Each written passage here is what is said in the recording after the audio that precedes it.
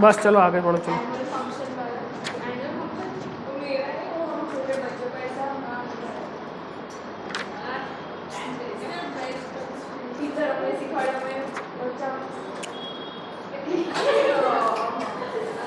Point method complete हो गई थी। वेज कंस्ट्रेंट वाला एक सम है, पर वो आपके सिलेबस में ऑलमोस्ट नहीं आएगा। वेज वाला कोई भी सम, टाइम बचेगा तो वो करेंगे।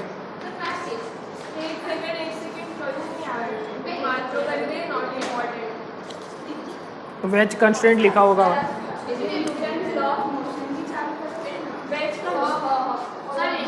मतलब जो इजी है वो बाद में बाकी रह जाएगा, उससे अच्छा पहले यही कर लेते हैं।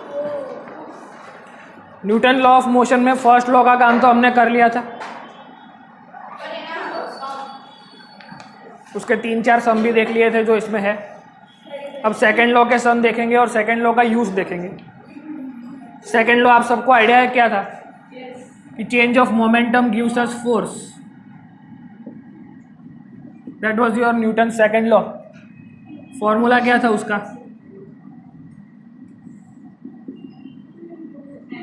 सिंपल। तो अब इसके जो सम्स हैं वो सॉल्व करते हैं। उसमें सबसे पहला है कांटेक्ट फोर्स। कांटेक्ट फोर्स देखो फटाफट जल्दी। कांटेक्ट फोर्स हम सबको पता है कि एक मास का टुकड़ा अगर किसी सरफेस पे पड़ा है तो उसकी वजह से mg फोर्स नीचे की तरफ और एक नॉर्मल फोर्स ऊपर की तरफ लगता है। But when we are studying equilibrium, जब हम इक्विलिब्रियम पढ़ेंगे तो इसकी बात आएगी कि ये जो नॉर्मल है क्या ऑलवेज बीच में से ही जाता है, कभी इधर से भी जाएगा कभी इधर से भी जाएगा। तो कितने डिस्टेंस पे नॉर्मल है उसके भी सम्स आते हैं, वो कराऊंगा अभी तो आपको समझ में आएगा मैं क्या बोल रहा हूँ। अब इक्विलिब्रियम में हमको इतना पता है कि if some particle is there तो उसका एक नीचे की तरफ और एक ऊपर की तरफ नॉर्मल फोर्स होता है। और ये कांटेक्ट फोर्स कैसे लगता है? अगर इसको पार्टिकल ए माने इसको बी माने, Newton's third law of motion क्या बोलता है? मतलब F12 equal to minus F21 ऐसा बोल सकते हैं। अब ये न्यूटन्स थर्ड लॉ लगा, उसके लिए हमें क्या चेक करना होता है? क्योंकि there must be two different bodies and direction of force should be opposite to each other और लाइन ज्वाइनिंग ईच अदर, वो एक लाइन पे एक्ट करने चाहिए। तो इतनी चीज़ों को आपको चेक करना है। तो सबसे पहले पार्टिकल ए और बी दोनों अलग अलग है, वो चेक करना है। फिर फोर्स जो लग रहा है एक नीचे एक ऊपर, तो this can be example of Newton's third law. ऐसा लग रहा है। कांटेक्ट फोर्स का अगर एग्जांपल हम ले, जैसे कल हमने वायर लिया था, वायर का एक टेंशन था, स्ट्रिंग वाले सम हमने किए थे, तो इसके अंदर ये ब्लॉक पड़ा हुआ है, किसी कांटेक्ट हुआ यहाँ पे। There are two types of forces, contact forces and non contact forces. तो कांटेक्ट फोर्सेस कैसे लगते हैं? क्योंकि वो उसका एप्लीकेशन कैसा होता है, तो कि such as particle A is trying to compress particle B, और बी ए के ऊपर कैसा फोर्स लगाएगा? Such as particle B is trying to compress particle A. समझ में आ रहा है? सो बी की वजह से ए पर ऊपर की तरफ फोर्स लगेगा और ए की वजह से बी के ऊपर नीचे की तरफ फोर्स लगेगा। तो ये न्यूटन्स थर्ड लॉ वैलिड है इस पर्टिकुलर केस में, ऐसा हम बोल सकते हैं। सिंपल है, कोई डाउट किसी को इसमें?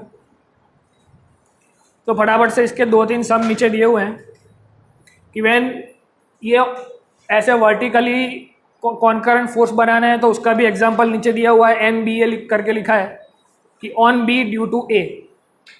फिर उसके बाद ऐसा एक सरफेस दिया है जिसके ऊपर ब्लॉक ए और ब्लॉक बी ऐसे रखे हुए हैं। अब ये ब्लॉक ए बी के ऊपर कैसे फोर्स लगाएगा? Such as it is trying to compress the B, तो ऐसे लगाएगा। बी ए के ऊपर कैसे लगाएगा? तो such as B is trying to compress A. वो भी बाद में आएगी, पहले ये पूरा ना खत्म करना है। हाँ। तो नॉर्मल फोर्स कैसे लगता है समझ में आ गया। फिर अगर इसी नॉर्मल फोर्स को किसी हम वेज के ऊपर रख देंगे तो क्या होगा? ये वेज वाला नीचे एक और एग्जांपल दिया है ऐसा कि इसके ऊपर ऐसे ब्लॉक को रख दिया, तो नॉर्मल भी सरफेस उसको ट्राई कर रहा है कंप्रेस करने का। समझ में आ रहा है? दैट्स वाई अब नॉर्मल ऐसा सीधा या हॉरिजॉन्टल नहीं है, ऐसा क्रॉस में है। उसने हॉरिजॉन्टल के साथ कुछ एंगल बना लिया। समझ में आ रहा है? मतलब जिस सरफेस पे हमने उसको रखा हुआ है, कांटेक्ट कराया हुआ है, वो सरफेस उसको कंप्रेस करने का ट्राई करेगा, दैट्स द कांटेक्ट फोर्स।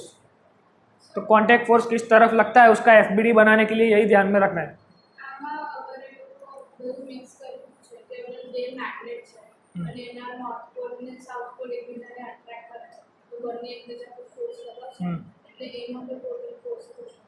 वो नॉन कॉन्टेक्चुअल फोर्स हो गया, electromagnetic force, only magnetic force, उसमें ये सब नहीं आएगा। ये कॉन्टैक्ट फोर्स अलग चीज़ है, वो आएगा इसी में एक साथ में। एक एक इंडिविजुअल हम करके पढ़ रहे हैं। सबसे पहले टेंशन फोर्स, तो किसी स्ट्रिंग को अगर ज्वाइन कर दिया तो स्ट्रिंग कैसे फोर्स लगाएगी। फिर स्प्रिंग फोर्स, कल तूने जो क्वेश्चन पूछा था वो स्ट्रिंग कटिंग और स्प्रिंग कटिंग वाला, उसके लिए हमें बेसिक अंडरस्टैंडिंग चाहिए कि how contact force works, how tension force works और हाउ स्प्रिंग फोर्स वर्क। ये तीन चीज़ें हमको पता है, फिर ये तीनों एक ही जगह पे अप्लाई करना आएगा तो हम कर पाएंगे। अभी के लिए हमारे मोस्ट ऑफ द सम्स इस पे होंगे कॉन्टैक्ट फोर्सेस पे, बट 12th क्लास के सिलेबस में आएगा ग्रेविटेशन पे, फिर इलेक्ट्रोस्टैटिक फोर्स पे, फिर मैग्नेटिक फोर्स पे। अभी 11th के लेवल पे हमारे पास कौन कौन से अवेलेबल है, तो कॉन्टैक्ट फोर्स, स्प्रिंग फोर्स और स्ट्रिंग फोर्स। तो इसी का कॉम्बिनेशन परमुटेशन हमें करना है। तो अभी एक कॉन्टैक्ट के हमारे पास जितने भी ऑप्शन है वो हमने देख लिए। फिर एक और टाइप का कॉन्टैक्ट फोर्स है ये स्ट्रिंग फोर्स। देखो कि if we consider a string, A और बी पार्टिकल को हमने किसी स्ट्रिंग से बांध दिया, तो स्ट्रिंग के ऊपर टेंशन फोर्स किस डायरेक्शन में लगेगा। हमने माना है कि स्ट्रिंग कैसी है, मासलेस एंड इनएक्सटेंसिबल, तो वो क्या ट्राई करेगी, ए को भी पकड़ के रखने का ट्राई करेगी, बी को भी पकड़ के रखने का ट्राई करेगी। तो ऐसा लिख सकते हैं।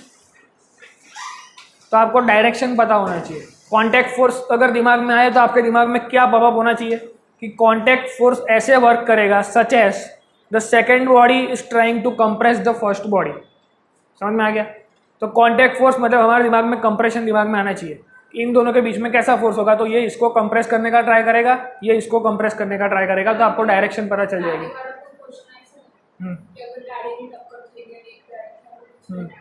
इसमें ऐसा ही है कि अगर फोर्स यहाँ से देंगे, अगर मैंने इसको फोर्स दिया तो F और दूसरा यहाँ से इसके ऊपर लगने वाला N, दो इकट्ठा हो जाएंगे और इसका नॉर्मल फोर्स इक्वल टू हो जाएगा। देखो ए ने उसके ऊपर फोर्स लगाया ऐसे, प्लस मैंने एक और F दे दिया ऐसे, और B ने उसके ऊपर फोर्स लगाया ऐसे, तो there will be 2 plus 2 is equal to 1, ऐसा हो जाएगा। समझ में आ रहा है। फोर्स प्लस ये फोर्स जो लगाया वो, प्लस ए ने बी के ऊपर जो लगाया वो, force on B due to A equal to N of A due to B on A due to B, ऐसा एक इक्वेशन बनेगा। तो हमको force on B due to A, तो ए की वजह से बी पे लगेगा राइट हैंड साइड पे, और force on A due to B left hand side पे। तो आपको दिमाग में क्या आना चाहिए कि किसके ऊपर कौन सा फोर्स और किस डायरेक्शन में, उसके ऊपर से हमारा ये इक्वेशन बनेगा। क्लियर है how to form the equation, यही करना है हमको। पर कॉन्टैक्ट फोर्स का इक्वेशन कैसे बनेगा, फोर्स राइट हैंड के लेफ्ट हैंड, फिर इसके लिए कॉन्टैक्ट फोर्स का इक्वेशन कैसे बनेगा लेफ्ट हैंड के राइट हैंड, वो हमें देखना है बस। तो अब इसके लिए देखो, string will exert force such as it will try not to break, मतलब वो अपने इनएक्सटेंसिबल स्ट्रिंग है तो वो एक्सटेंड नहीं होने का ट्राई करेगी। अगर एक्सटेंड होने का ट्राई करेगी तो फोर्स ऐसे लगेगा, पर it is not trying to extend तो फोर्स ऐसे लगेगा। वो अपने आप को अपनी ओरिजिनल लेंथ में मेंटेन रखने का कोशिश करेगा। समझ में आ रहा है। तो एक ही पेज पे फटाफट से ये लिखते जाओ कि कॉन्टैक्ट फोर्स, इसका एक सेंटेंस लिख दो अपने हिसाब से, बाकी सब अंदर लिखा होगा, जहाँ लिखा हुआ दिखे उसमें अंडरलाइन कर दो, ताकि आपको समझ में आए कि ये नोट्स का यूज़ कैसे करना है। तो कई बार क्वेश्चन पूछते हैं कि tension force can be considered as some kind of contact force. तो राइट, क्यों राइट है, बिकॉज वो दोनों एक दूसरे से कॉन्टेक्टेड है बाय स्ट्रिंग। इसको बहुत दूर से देखा जाए तो ए और बी हमको ज्वाइन ही दिखेगा। उसके ऊपर से एक और क्वेश्चन आएगा अभी इसी में। ये नीचे ABC का FBD बनाने को दिया है, वो एक बार ट्राई करो, फटाफट आपको आइडिया आ जाएगा क्या करना है। मतलब पूरे चैप्टर में आपको एक ही चीज़ की प्रैक्टिस करनी है, फ्री बॉडी डायग्राम। अगर फ्री बॉडी डायग्राम आ गया तो आपको इक्वेशन बनाने आ जाएंगे, इक्वेशन बनाने आ गए तो सम सॉल्व करना आ जाएगा। तो focus on free body diagram. अब यहाँ पे ये A B and C particles are there, एक एग्जांपल दिया हुआ है, इसके ऊपर कौन कौन से फोर्स लग रहे हैं उसका अपने को फ्री बॉडी डायग्राम बनाना है। टेंशन फोर्स के ही पेज पे नीचे लिखा हुआ है।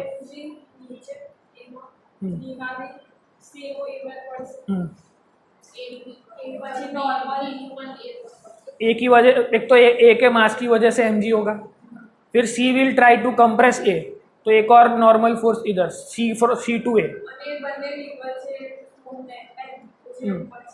और ए की वजह से सी के ऊपर भी एक फोर्स लगेगा ऐसा। बी का खुद का mg और अर्थ की वजह से उसके ऊपर एक नॉर्मल, सी नो mg ये जहाँ नॉर्मल थे क्या ऊपर जो नॉर्मल लगा है नीचे लगा उसे आ रहा है। हाँ ए बी पर बन लगा उसे आ रही थे, वो बी को भी कंप्रेस करने का ट्राई करेगा, बी ए को भी कंप्रेस करने का ट्राई करेगा। આવશે હમણાં આના પછી જ કેસ છે, બસ ખાલી ફ્રી બોડી ડાયાગ્રામ બનાવવાનો હતો, એક ટાઈમ પર એક જ વસ્તુ। હવે આમાં અઘરો સમજે છે ને, ये एग्जाम्पल नंबर 3 हम सॉल्व करेंगे, उसमें आपको सारा कॉन्टैक्ट फोर्स का आइडिया आ जाएगा।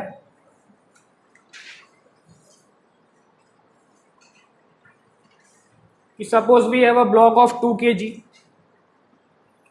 उसके ऊपर ऐसे फोर्स लग रहे हैं, दो फोर्सेस, एक 20 न्यूटन और एक 50 न्यूटन।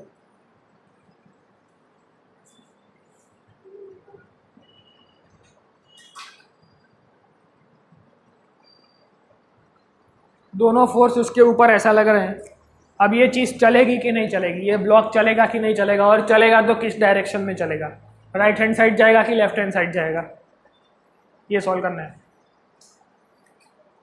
मतलब हमारे पास अपनों को पता है कॉन्टैक्ट फोर्स कैसे लगता है, अपने को फ्री बॉडी डायग्राम बनाना भी आता है, और हमें फोर्स अभी थोड़े एंगल पर दे दिए हैं, तो इसके कंपोनेंट्स निकालो, हॉरिजॉन्टल और वर्टिकल कंपोनेंट्स।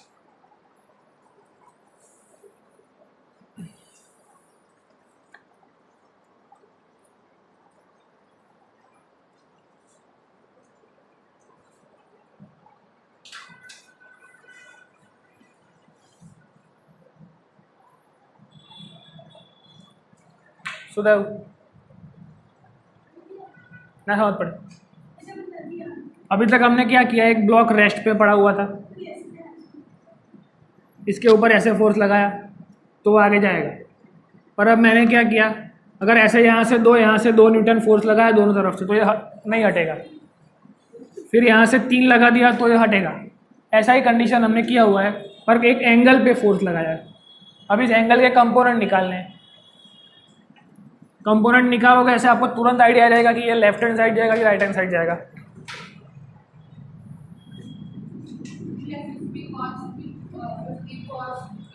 हाँ, ये 50 का cos 37 इधर होगा और sin 37 इधर होगा। सिमिलरली इसके भी cos 37 इधर जाएगा और ये उधर जाएगा।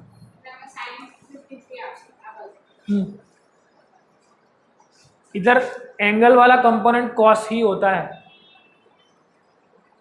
ये cos 37, 50 cos 37, ये 20 cos 37। फिर इसका एक वर्टिकल कंपोनेंट ऐसे होगा, इसका 50 sin 37, सिमिलरली इधर भी होगा 20 sin 37। तो ध्यान से देखोगे तो 2 kg के ऊपर अब हमारे पास ऐसे फोर्सेस मिल चुके हैं।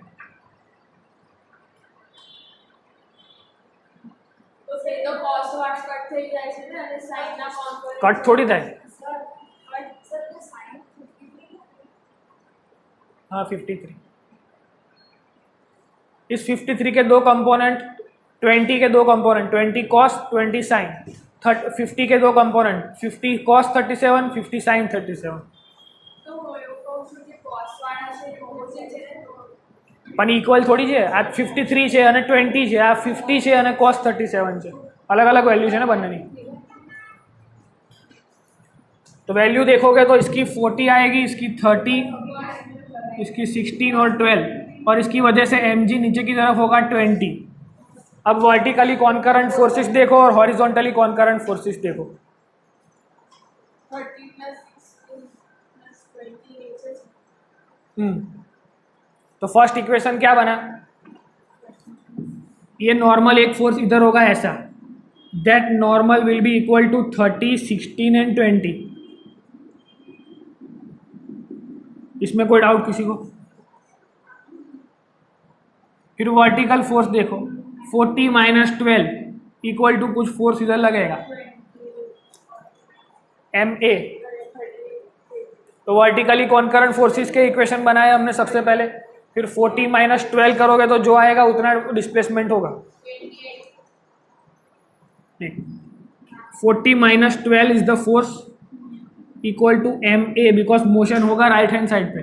तो इतना देख के ही हमको लग रहा है कि मोशन राइट हैंड साइड पे होने वाला है। और कितना होगा, तो 40 माइनस 12 क्या होता है 28, मास ऑफ ब्लॉक 2, तो एक्सेलरेशन मिल जाएगा इधर से।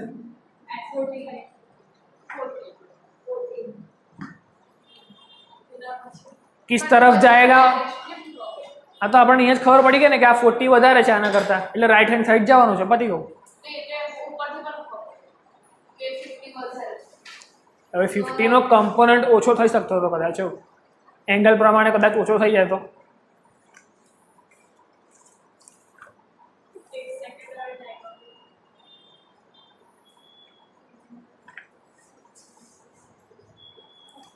उसके बाद फटाफट एग्जाम्पल नंबर 5 देख लो, वो सॉल्व करने की जरूरत नहीं है।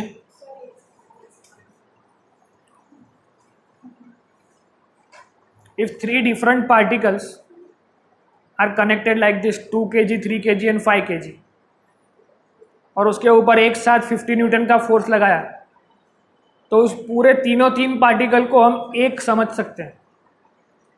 ऐसे 2 kg, 3 kg एंड 5 kg ऐसा लगाया हुआ है, फिर यहाँ पे एक फोर्स लगाया, तो इस पूरे को एक यूनिट गिन सकते हैं, कहेंगे कनेक्टेड से बोलते।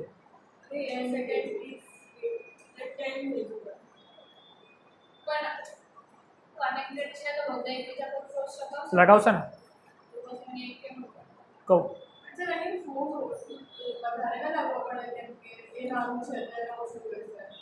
ना,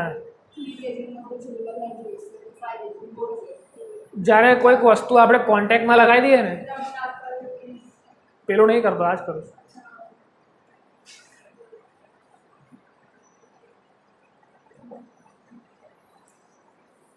થોડું ફટાફટ કરજો, આપણે બીજું વિચાર પતાવવાનું છે, 1 વાગવા આવ્યો છે।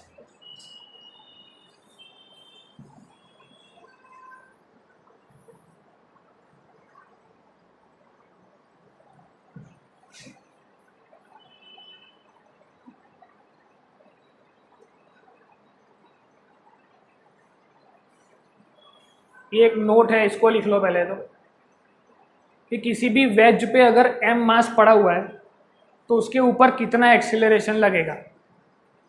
किसी वेज के ऊपर अगर m मास पड़ा है तो उसके ऊपर कितना एक्सेलरेशन लगेगा। m पड़ा है, m के 3 टुकड़े कर दो, अगर इसके 3 टुकड़े कर दूँ और तीनों कॉन्टेक्ट एक दूसरे के साथ पड़े हैं, तो भी सबके ऊपर कौन सा फोर्स लगने वाला है, वही एक्सेलरेशन लगने वाला है। समझ में आ रहा है? ये एक्सेलरेशन सबसे पहले ऊपर वाला जो सामने एग्जांपल नंबर 4 वो देखो फटाफट एकदम, फॉर वंस मोर, बस देखो इसमें क्या करना है। सपोज अभी तक जो कांटेक्ट फोर्स हमने देखे वो नॉर्मल फ्लैट सरफेस के थे, अब मैंने उसको किसी वेज पे रख दिया ऐसे।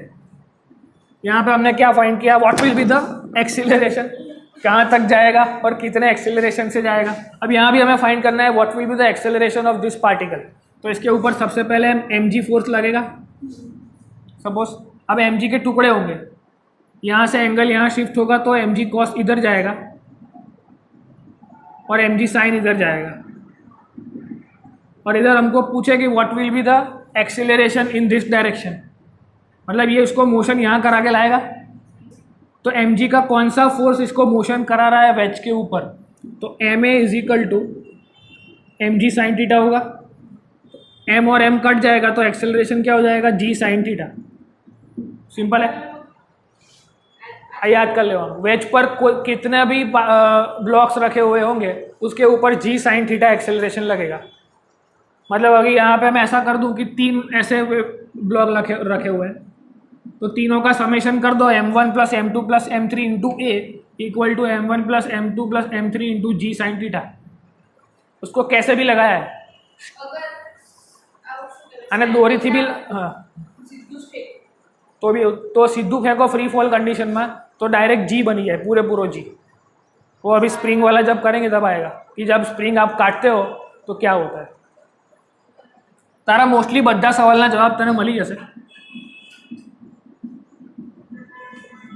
This case is true for the 3 of the cases कि अगर सिंगल ब्लॉक है तो भी उसके ऊपर जी साइन थीटा, अगर 3 अलग अलग मास के ब्लॉक ऐसे ज्वाइन करके कांटेक्ट फोर्स में लगाए हुए तो भी उसके ऊपर जी साइन थीटा, उसी 3 मास को किसी स्ट्रिंग से लगाया हुआ है तो भी जी साइन थीटा। 3 केसेस हाँ स्ट्रिंग थी ज्वाइन।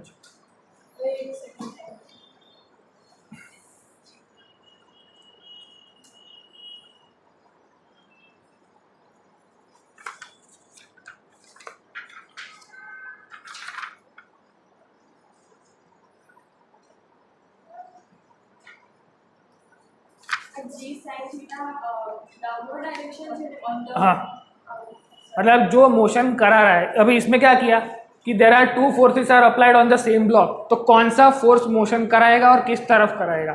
सिमिलरली इस पे भी है, इस पे कोई फोर्स नहीं है, जस्ट इसको वेज पे रख दिया तो कौन मोशन कराएगा, इसको मोशन कराएगा तो बाय डिफॉल्ट एम में बन जाएगा, और एम में कौन करा रहा है तो एम जी साइन थीटा करा रहा है।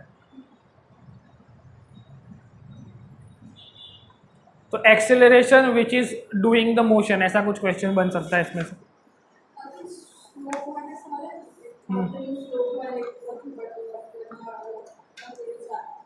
आ केस चाले पण ब्लॉक माटे चाले। हाँ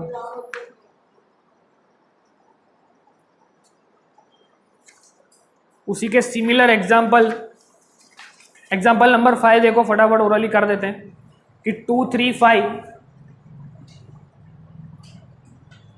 3 मासेस आर कनेक्टेड ऐसे, इसके ऊपर 50 न्यूटन का एक फोर्स लगा दिया है ऐसे, तो पूछा है कि नॉर्मल फोर्स बिटवीन 3, 5 मतलब फोर्स ऑन 3 ड्यू टू 5 कैसा लगेगा।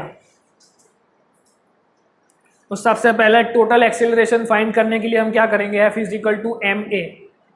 एम कौन सा, तो तीनों को एक साथ मान लेंगे तो 10 लिख के एक्सेलरेशन कुछ मिल जाएगा। अब बाय द टाइम आपको एक्सेलरेशन मिल गया है, अब आप क्या कर सकते हो, इसकी वजह से अगर एम ए फोर्स लगने वाला है, अगर ये इसको पुश करेगा पूरे को आगे, तो ये सबके बीच में कांटेक्ट है, तो ये 3 वाला इसको कंप्रेस करने को ट्राई करेगा, ये 5 वाला इसको कंप्रेस करने को ट्राई करेगा। समझ में आ रहा है। If I am pushing something, एक 2 ब्लॉक्स रखे हुए हैं और मैं एक ब्लॉक को धक्का मार रहा हूँ, वो दूसरे ब्लॉक से कनेक्टेड है, तो दूसरा ब्लॉक उसके कॉन्टैक्ट में किस तरफ फोर्स लगाएगा, इस तरफ। समझ में आ रहा है। तो second block will be trying to compress the first block. तो अब यहाँ से आपको सॉल्व करना है तो कैसे करोगे कि आपके पास 5 kg का मास है, तो 5 kg के मास को भी कितना एक्सेलरेशन मिला, जो एक्सेलरेशन इसको मिला वही इसको मिला वही इसको मिला, तो सबको एक ही एक्सेलरेशन मिलेगा। तो ये जो m g equal to normal force, तो जो उसके ऊपर एम ए लगा वही नॉर्मल फोर्स इस तरफ लगेगा। समझ में आ रहा है। अगर एक डस्टर इधर है और एक डस्टर इधर है और मैं यहाँ से इसको कंप्रेस कर रहा हूँ, तो दूसरा डस्टर इसको उतना ही फोर्स पीछे लगा चुका होगा कंप्रेस करने के लिए, तो हमको वो नंबर पहले से पता ही होगा कि N53 हमने को चाहिए N35, पर यहाँ हमको मिल रहा है 53, तो N53 इक्वल टू क्या हो जाएगा MA। M कितना है 5, एक्सेलरेशन कितना है 5, तो कितना आंसर है 25 न्यूटन। अब ये मिला 53, पर जो 53 है वही 35 होगा, तो सिमिलरली दोनों सेम है, इसलिए 25 Newton is your answer.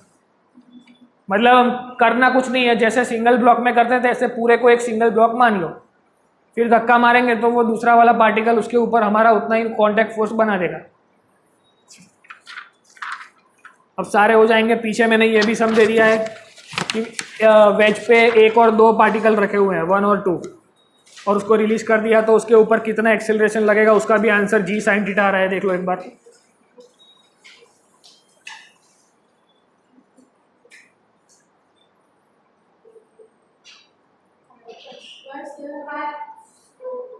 Frictionless incline plane क्या हुआ। एग्जाम्पल 6 में सेम क्वेश्चन है, एમાં આપણને ફાઇન્ડ કરવાનું છે ટેન્શન ફોર્સ। કરાવી દઉં?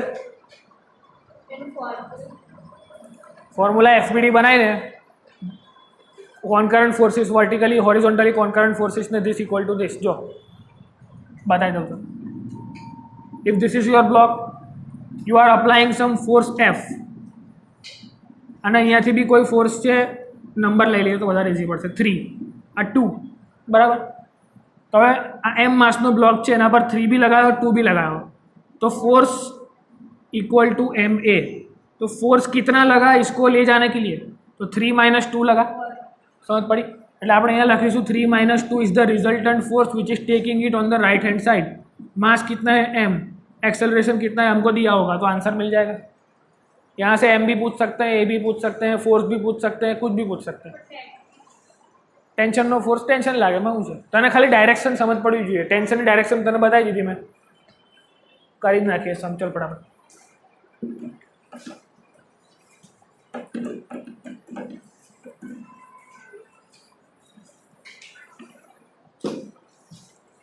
देख लो क्या दिया है, 3 kg, 2 kg and 5 kg connected with a string. अब जो स्ट्रिंग है उसके अंदर टेंशन किस डायरेक्शन में लगता है, तो ऐसे लगता है. हमको वो पता होना चाहिए बस, तो सम सॉल्व हो गया. अब यहाँ से किस तरफ फोर्स लगाया है, तो इस 5 वाले को दिया है 20 न्यूटन का फोर्स, तो वो इसको खींचेगा, ये इसको खींचेगा. ये दोनों मास अलग अलग है इसलिए यहाँ पे स्ट्रिंग अलग है तो टेंशन 1, यहाँ पे स्ट्रिंग अलग है इसलिए टेंशन 2. स्ट्रिंग सेम होती, लेंथ ने कहीं लेवा देवा ज नहीं. इनएक्सटेंसिबल एंड मासलेस स्ट्रिंग, मतलब कितनी लेंथ है एनाથી આપણે કોઈ ચિંતા નથી. मतलब इधर फोर्स लगाया विच मीन्स ये पूरा system as a one unit right hand side motion करने चालू करेगा, तो it will be accelerated on the right hand side, ऐसा हम बोल सकते हैं. अब पूछा है हमें tension force 1 and tension force 2, तो अब सबसे पहले हम क्या करेंगे, इस पूरे सिस्टम को एक यूनिट मान लो और F = ma बनाओ. F कितना है 20, मास कितना है 10 न्यूटन्स, तो एक्सेलरेशन मिल जाएगा. तो this will be moving with 20/10 metre per second square, मतलब 2 मीटर पर सेकेंड स्क्वायर का एक्सेलरेशन लेके ये आगे जा रहा है. अब मुझे क्या करना है, इन दोनों के बीच का एक टेंशन फोर्स और इन दोनों के बीच का एक टेंशन फोर्स, उसके लिए एफबीडी बनाना है. तो ध्यान से देखो, 3 वाले को कौन खींच रहा है, T2, तो उसका एफबीडी अलग कि भाई 3 वाले को ओनली T2 खींच रहा है. 2 वाले को कौन कौन खींच रहा है, तो कि एक T2 इधर, एक T1 इधर, but T1 should be greater then T2 तभी वो इस तरफ जा रहा है. और ये 5 वाले को कौन खींच रहा है, तो 20. तब तीनों के ऊपर हमें फॉर्मूला मिल जाएंगे. T2 फोर्स जो है उसके ऊपर मैं लिखूँ कि T2 is dragging this particular particle, तो force is equal to mass into acceleration. तो T2 लाने के लिए मास पता है 3, एक्सेलरेशन पता है 2, तो आंसर आ जाएगा. सिमिलरली इसके लिए भी इक्वेशन ऐसे बन जाएगा कि इसको कौन कौन खींच रहा है. तो 2 वाले के लिए बनेगा T1 - T2 = ma, बराबर. ओके, आँखों में पड़ी गई. ओके, एक्सेलरेशन 2 आ गया. अब सबको ढक दे, सिर्फ इसको देख, तो इसका एफबीडी क्या बनेगा, 3 को कौन खींच रहा है, T2, तो T2 is dragging the particle number 3. तो इसके लिए मैं फॉर्मूला बनाऊँ, force is equal to mass into acceleration बनेगा. मास उसका पता है 3, एक्सेलरेशन हमने ढूंढ लिया 2, तो 2 यहाँ पुट कर दे, 3 × 2 6 will be T2.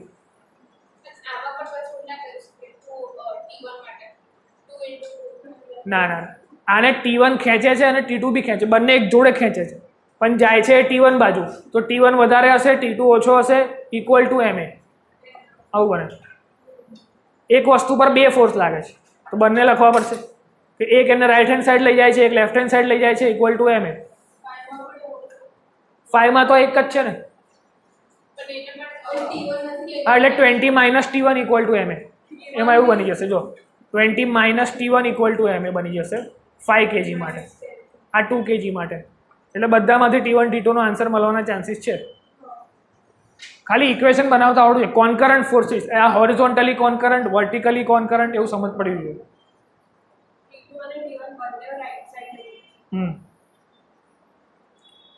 A depend કરે છે. જો આ T2 3 ને રાઈટ સાઈડ લઈ જાય છે, પણ 2 ને લેફ્ટ સાઈડ લાવવાનો ટ્રાય કરે છે, એવું ખબર પડે કે नहीं बस बिकॉज टेंशन फोर्स कैसे लगता है, स्ट्रिंग को ना टूटने देने के लिए ऐसे लगेगा, it will try like this, अगर वो ऐसे ट्राई करेगा तो स्ट्रिंग टूट जाएगी। मतलब તમને ખાલી ડાયરેક્શન સમજ પડવી જોઈએ, કોન્ટેક્ટ ફોર્સની ડાયરેક્શન શું હોય તો કે સામેવાળા પાર્ટિકલને કમ્પ્રેસ કરે, આની ડાયરેક્શન શું હોય તો કે અંદરની બાજુ તૂટવા ના દે એ રીતે, બસ આટલું જ કોમન સેન્સ છે। ડાયરેક્શન બની ગઈ પછી આપણને એફબીડી બનાવતા આવડી ગયો। એફબીડી કેવી રીતે બનાવવાનો, તો એક એક પાર્ટિકલને અલગથી પકડીને એફબીડી બનાવવાનો, એ પોતાનો આનો એફબીડી છે એટલે 2, આ 2 નો એફબીડી છે એને T1 લઈ જાય છે આ બાજુ, T2 લઈ જાય છે આ બાજુ, એટલે T1 - T2 = MA। એમાં M કોણ છે, કારણ કે 2 નો એફબીડી છે। ટાઈમ બચાવવા માટે થોડું ભાગે છે પણ ठीक है। હવે આગળ एक 7th भी आपका हो जाएगा।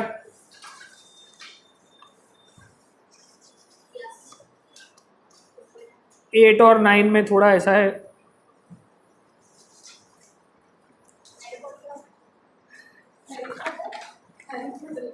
वो एग्जाम्पल है उसका।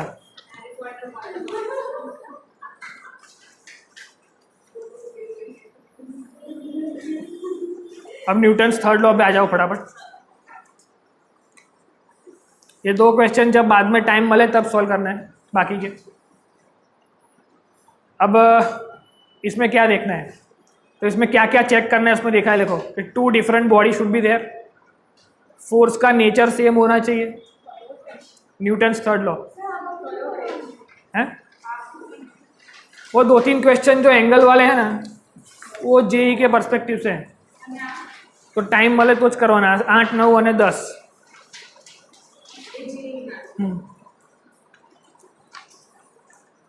अब ये न्यूटन्स थर्ड लॉ जो है तो वो देखो, every action is equal and opposite reaction.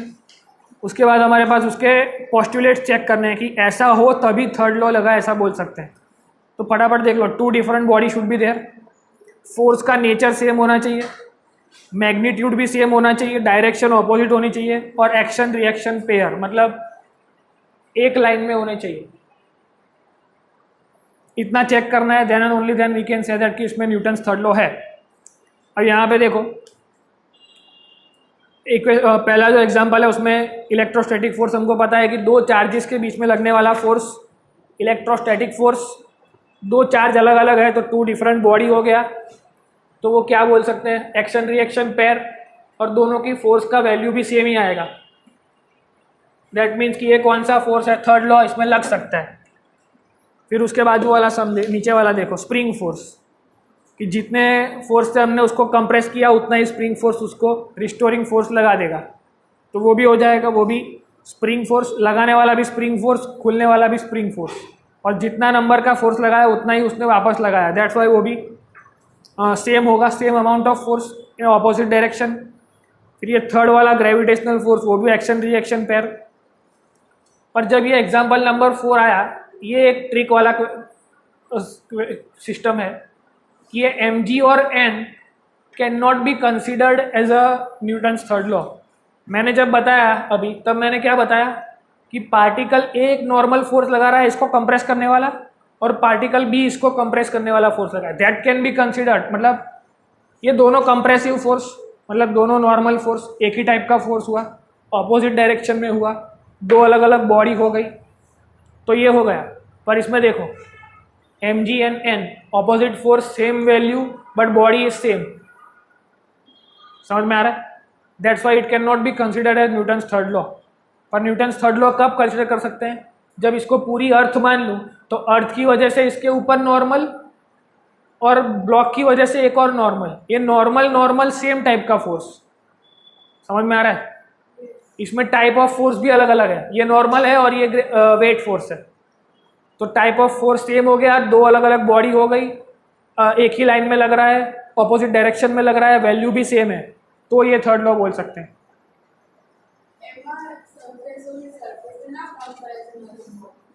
कराए ना, पर आज mg છે ये मास किसका, इसके खुद का, और नॉर्मल भी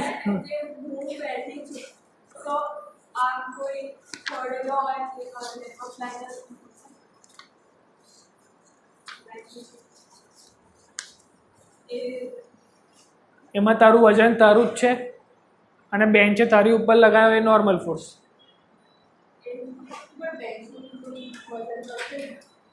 આ તો mg થયો ને, આ ગ્રેવિટેશનલ પુલ થયો એનો, એના લીધે લાગતો નોર્મલ ફોર્સ કન્સિડર કરો તો ચાલે.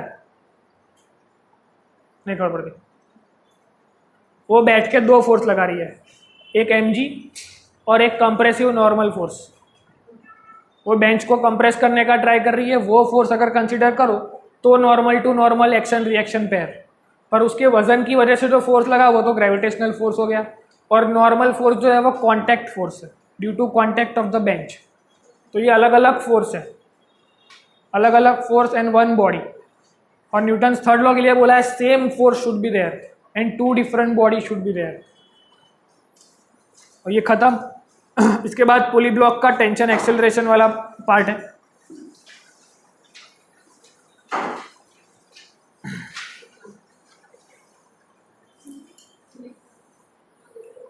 अब पुली ब्लॉक में हमने जो भी एटवुड मशीन आगे जितने भी सम सॉल्व किए वो सारे इसमें फिर से आ सकते हैं.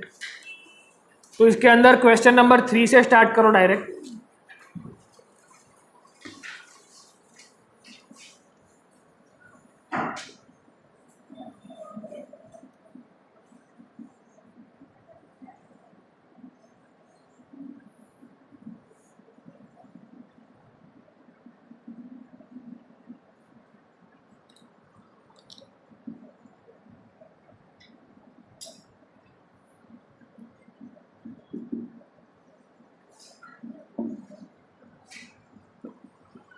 ओके, अब इसमें एक्सेलरेशन पूछा है.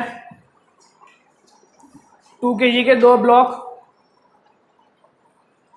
कितना एक्सेलरेशन लगेगा और किस तरफ ये चीज़ मूव करेगी. तो ड्यू टू एंगल 53 यहाँ पे इंक्लिनेशन ज़्यादा है, तो हमको पता है कि ऐसे ही वो आएगा.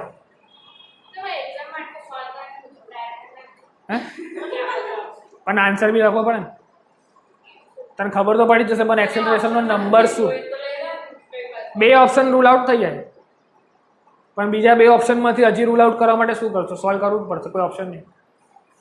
2 ऑप्शन तो निकल जाएंगे लेफ्ट हैंड साइड वाले, राइट हैंड साइड वाले 2 बचेंगे, और उसमें भी आपको एक्सेलरेशन का नंबर. हाँ, इसका नहीं नहीं नहीं, हमको पता है कि ब्लॉक का इधर कौन सा एक्सेलरेशन लगता है, g sine theta, m a equal to g sine theta. तो इस तरफ जी साइन थीटा उसको लेके आएगा, तो उसको सॉल्व करो. जी साइन थीटा की जरूर नहीं, आमा खाली 2 इक्वेशन बनावाना है. इसके ऊपर ये एक ही स्ट्रिंग से लगा हुआ है, तो उसके ऊपर एक टेंशन, इसके ऊपर एक और टेंशन. अब टेंशन इक्वल टू, इधर टेंशन ज़्यादा है तो T minus this equal to something m a, और this minus T equal to something. ऐसे 2 इक्वेशन बनेंगे. जो कोई वस्तु जमणी बाजू जवा मंडी,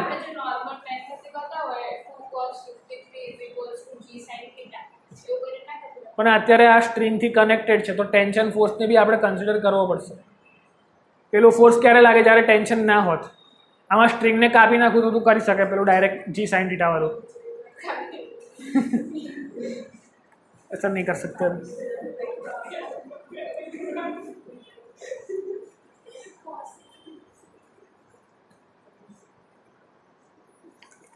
mg sin 53, mg cos sin 37, इधर एक फोर्स और इधर एक फोर्स जो इसको नीचे ला रहा है. इसका mg तो इधर होगा ऐसे,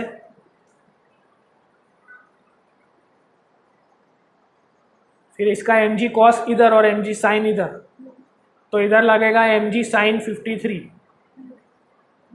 it will be greater than this tension force. तो फर्स्ट इक्वेशन क्या बना, mg sin 53 minus T equal to m a. बराबर છે. આ વધારે છે આ ટેન્શન કરતા, નીચે આવે છે. एम ए मतलब मोशन થયું. जो इक्विलिब्रियम में होत तो इक्वल टू 0 लगता આપણે. अब इसके मोशन के लिए क्या लिख सकते हैं, T minus m g sine 37, इसके ऊपर इधर लगेगा mg sine 37 equal to again ma। अब m में m की वैल्यू पता है, g की वैल्यू पता है, साइन 53 पता है, इधर साइन 37 भी पता है। आओ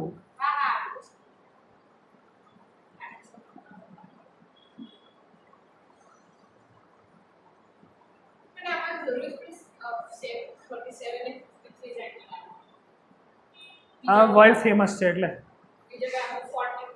નહીં એવું નહીં આવે, વર્ષોથી આ જ આવે છે, ના થાય ના થાય હું था अब इन दोनों का रेशियो ले लो तो एक दूसरे में से माइनस करा दो तो टेंशन फोर्स निकल जाएगा।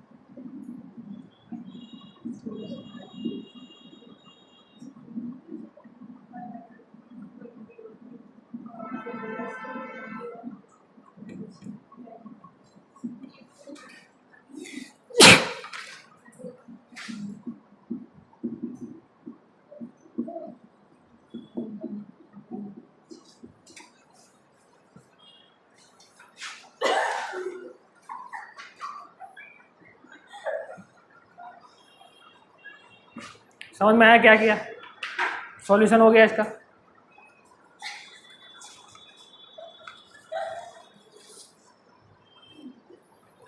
उसके बाद वाला क्वेश्चन नंबर 4 ट्राई करो।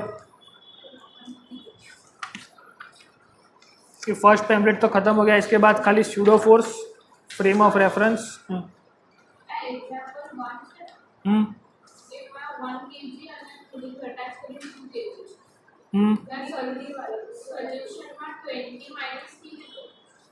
ट्वेंटी એટલે mg, 2 × g એટલે 20 થઈ ગયું ને। પૂછી લેજો કશું બી લાગતું હોય તો, કારણ કે મેં લખેલું છે એટલે તમને ખ્યાલ નહીં આવે શું છે અંદર, અને બહુ જલ્દી જલ્દીમાં બનાવ્યું હતું એટલે પછી અમુક પોઈન્ટ લખવાના બાકી હશે, એટલે હું એકવાર બતાવી દઉં તો ખ્યાલ આવે શું કરવાનું છે। હવે ક્વેશ્ચન નંબર 3 સોલ્વ કરો। 3 થઈ ગયા ને, 4 करो 4। पुली ब्लॉक वाला सिस्टम आप सबको पता है, हमने क्या फॉर्मूला बनाया था, velocity of pulley is equal to velocity of ए।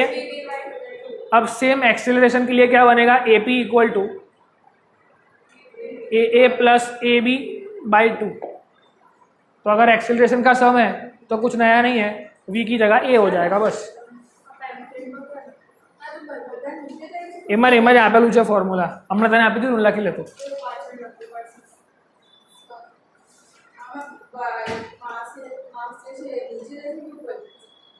શેમાં એ આપણે નક્કી કરવાનું, આપણે અઝ્યુમ કરવાનું, હા પછી જે સાચું હશે એ આપણને મળી જશે।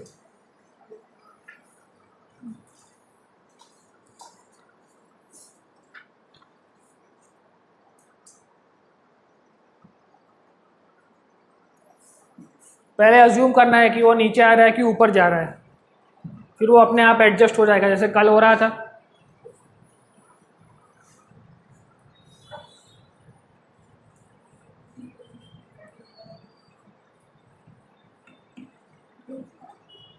થોડું વધારે અટેન્શન જોઈશે જેમ જેમ ચેપ્ટર આગળ વધશે એમ। ચેપ્ટર 6 અને 7 માં તો વધારે છે કન્ટેન્ટ, તો થોડી એનર્જી લઈને આવજો।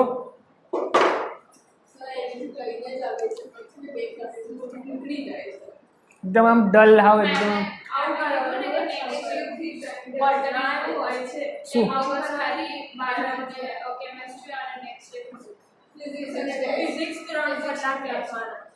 બસ 2-2.5 કલાક કરી દેજો. 3 કલાક મેડમને કીધું હતું પણ એવું થતું હશે તો એવું વધારે સારું રહેશે. 6, 7 ઓકે.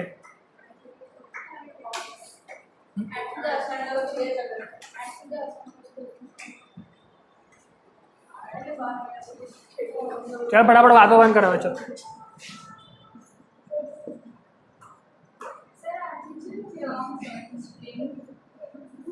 હા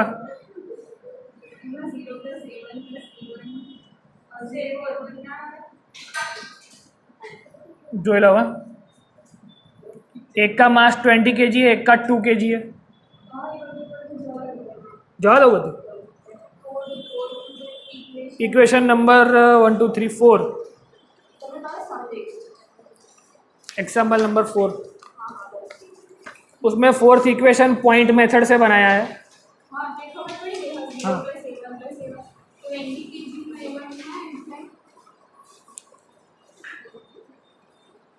0 प्लस A1.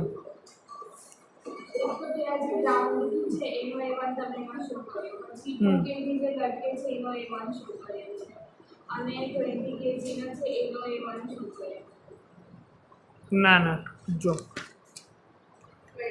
सबसे पहले ये ग्राउंड पर है तो ये 0 हो जाएगा.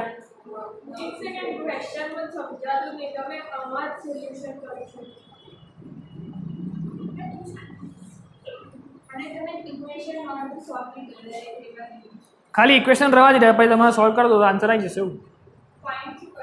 अगर ये कंस्टेंट मोशन का पॉइंट मेथड नहीं हो रहा है तो उसके लिए मैंने ये फॉर्मूला आपको बता दिया AP = AA + AB/2.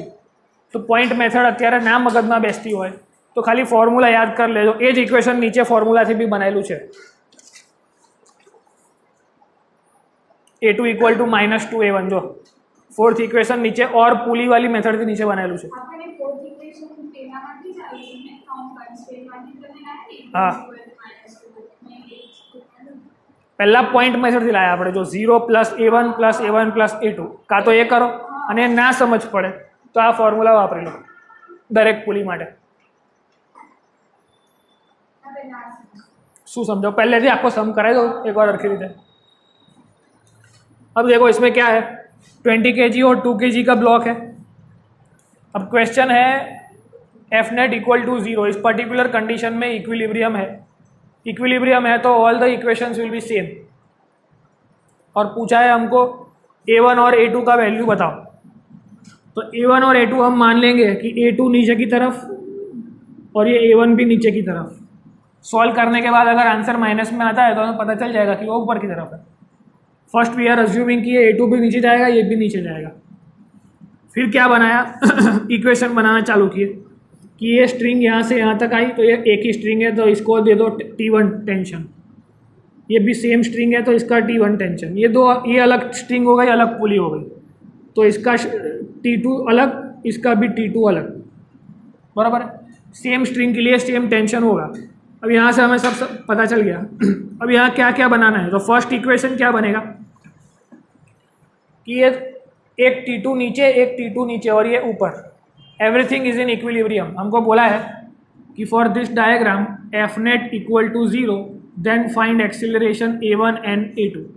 मतलब अभी सब कुछ इक्विलिब्रियम में है. मतलब इसको इक्विलिब्रियम में रखने के लिए इस पुली पर दो फोर्स नीचे लग रहे हैं T2 + T2 और एक ऊपर लग रहा है T1. तो ये फर्स्ट इक्वेशन बन गया 2T2 = T1.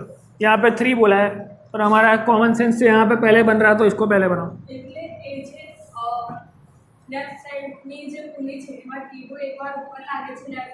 T1 ऊपर लग रहा है, T2 और T2 नीचे लग रहा है तो दो नीचे लगने वाले को ऐड किया तो ऊपर वाला मिल गया.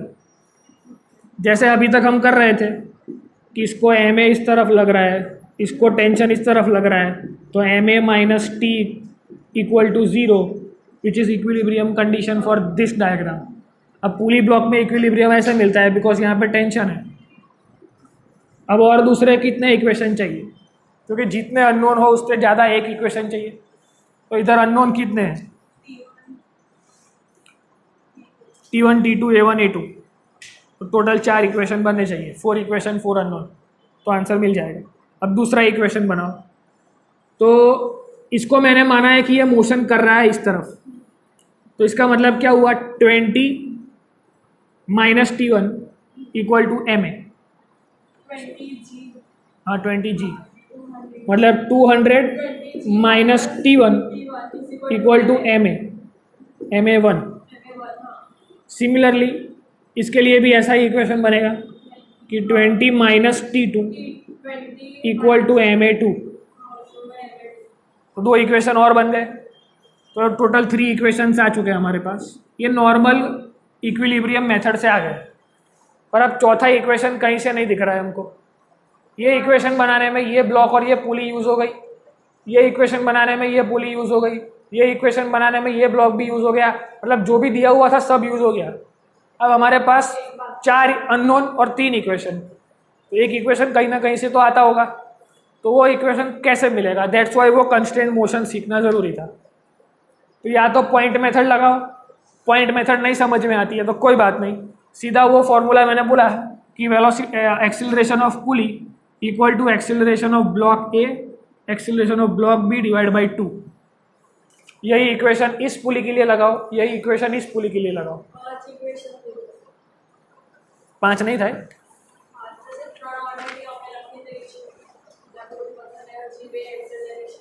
बना बराबर है ना प्रति?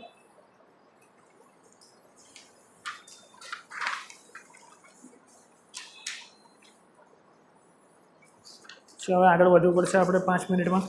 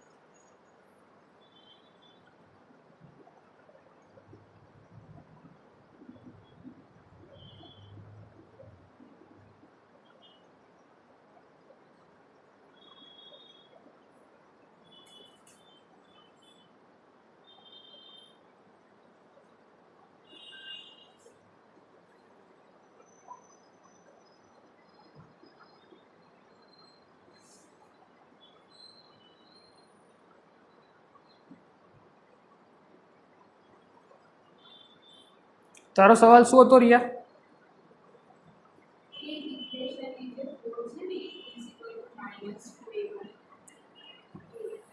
अब तूने पॉइंट मेथड से किया, तो एक ये 2 पॉइंट लिए होंगे और ये पॉइंट लिया होगा, तो इधर क्या हो रहा है देखो, इसके तो 0, तो इसका एक्सेलरेशन 0 बिकॉज ये फिक्स पॉइंट है। फिर ये इसको ऊपर ले जा रहा है, ये पूरा ऊपर ले जा रहा है, यहाँ से अगर ये नीचे आ रहा है तो ये ऊपर ले जा रहा है, तो ऊपर ले जा रहा है तो ये लेंथ को बढ़ाएगा, that's why acceleration 1 is plus. फिर ये भी उसको ऊपर ही ले जा रहा है तो एक्सेलरेशन 1 अगेन प्लस। फिर यहाँ आ जाओ तो A2 भी इसको नीचे ला रहा है, इसको इस ब्लॉक को नीचे ला रहा है, तो इस रस्सी को खींचेगा तो वापस से A2 भी प्लस हो जाएगा इक्वल टू 0। अब इसमें A1 A2 सब आ गया इतने पोर्शन के लिए। We are finding equilibrium for one thing. अब जब मैंने इसका इक्विलिब्रियम इक्वेशन बनाया तो उसके लिए इसको कंसीडर नहीं करता हूँ मैं।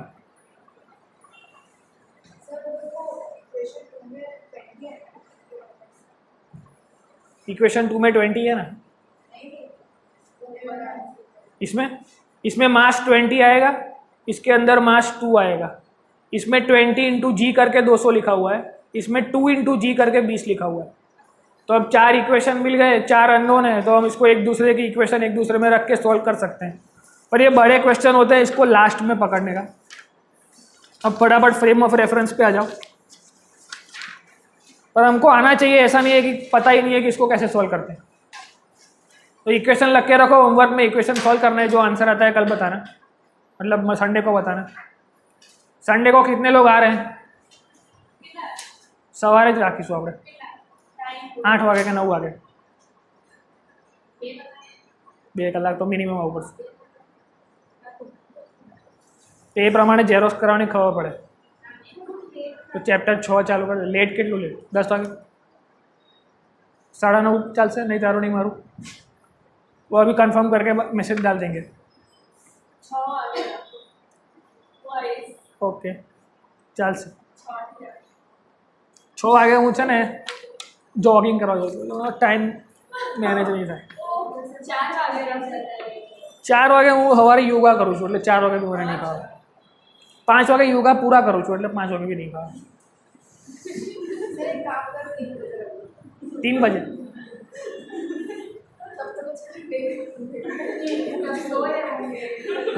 3 વાગે સુવાનો ટાઈમ છે, બરાબર છે, કમ્પ્લીટ.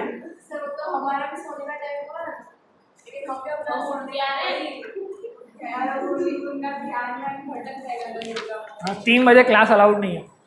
पुलिस वाले लेने आ जाएंगे मुझे, फिर मेरा मुंह काला करके ऐसे गधे में बिठाएंगे. फिर ऐसा अच्छा लगेगा तुमको? एमा -A1 नीचे जो हमने किया है वो. अब ये जो है वो फॉर्मूला वाला मेथड है. फॉर्मूला वाले मेथड में हम साइन कन्वेंशन यूज करते हैं. तो अगर A2 को मैंने प्लस लिया तो A1 को माइनस लो. देख A1 ऊपर जाए છે, A2 नीचे जाए છે, એટલે કાં તો તું A1 ને પ્લસ લઈ લે, A2 ને માઇનસ લઈ લે, કાં તો આને માઇનસ લઈ લે ને આને પ્લસ લઈ લે, કંઈ ફરક નહીં પડતો. હા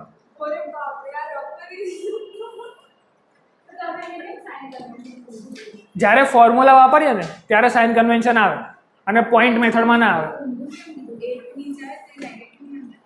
એટલે આપણે એ વખતે ભૂલમાં ઊંધું લીધું હોય તો પછી ફરક નહીં પડતો. એવું છેલ્લા આન્સર તો એક જ આવવાનો છે ને. A1 इक्वल टू -2A2 ऐसा बोल कि इसको माइनस सामने दे दे, -A1 इक्वल टू બંને એક જ વસ્તુ થાય ને, એવું કહું છું. એટલે સાઇન ઉપર નીચે થઈ જાય તો ચાલે, સાઇનની કોઈ એટલી બધી ચિંતા નથી. अब लास्ट फ्रेम ऑफ रेफरेंस देखना है कि इनर्शियल फ्रेम का मतलब क्या होता है और नॉन इनर्शियल फ्रेम का मतलब क्या होता है. उसमें इक्वेशन ही बनाना है, घर से एक बार ट्राई करना, बहुत टाइम जाएगा अभी करने जाएंगे तो. 1:30 वागो आया है. सिमिलरली जैसे अभी इक्वेशन बना है वैसे ही बनाना है.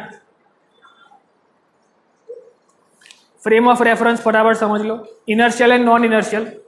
Inertial reference frames are those जिसका वेलोसिटी कांस्टेंट हो या फिर 0 हो. वेलोसिटी कांस्टेंट या 0 हो उसका मतलब क्या हुआ? Acceleration equal to 0. मतलब यूनिफॉर्म मोशन से अगर कोई चल रहा है तो वो इनर्शियल फ्रेम हुई. Newton first law, second law, मतलब न्यूटन्स लॉ जहाँ पे अच्छे से चल सके वो इनर्शियल फ्रेम. मतलब न्यूटन ने जब अपने लॉ पब्लिश किए तब उसी ने बताया था कि मेरे लॉ जिस फ्रेम में चले वो इनर्शियल फ्रेम, और जिस पर्टिकुलर रेफरेंस फ्रेम में ये नहीं चल पाएंगे वो नॉन इनर्शियल फ्रेम. और नॉन इनर्शियल फ्रेम में भी उसके लॉ चले, उसके लिए उसने बोला कि सूडो फोर्स इंट्रोड्यूस किया. वो सूडो फोर्स अभी हम समझते हैं कि लिफ्ट में जब हम बैठते हैं तो लिफ्ट जब ऊपर से नीचे आती है तो हमें कैसा फील होता है, नीचे से ऊपर जाती है तो हमें कैसा फील होता है.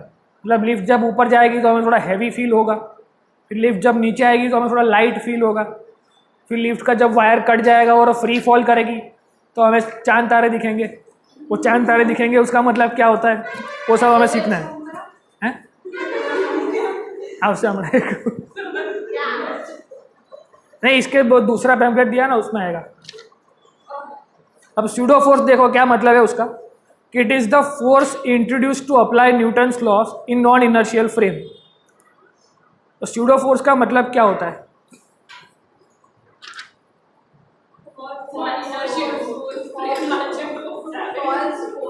मतलब दिखता नहीं है पर होता है ऐसा टाइप का फोर्स. जैसे कार चल रही है और कोई नहीं कुछ आके कार पे लग गया तो ग्रेविटी तो है ही. अब कार चल रही है, कुछ आके कार पे टकरा गया, लेकिन उसके ऊपर ग्रेविटी लग रही है, वो नीचे जाना चाहिए पर वो नहीं जाएगा. क्यों नहीं जाएगा? बिकॉज कार का एक कांस्टेंट पुल उसके ऊपर है, उसकी वजह से उसके ऊपर एक सूडो फोर्स लगा हुआ है पीछे की तरफ. ना तो समझो. इसमें एग्जांपल देखो कि सूडो फोर्स के लिए क्या क्या चाहिए है. ये अलग वस्तु.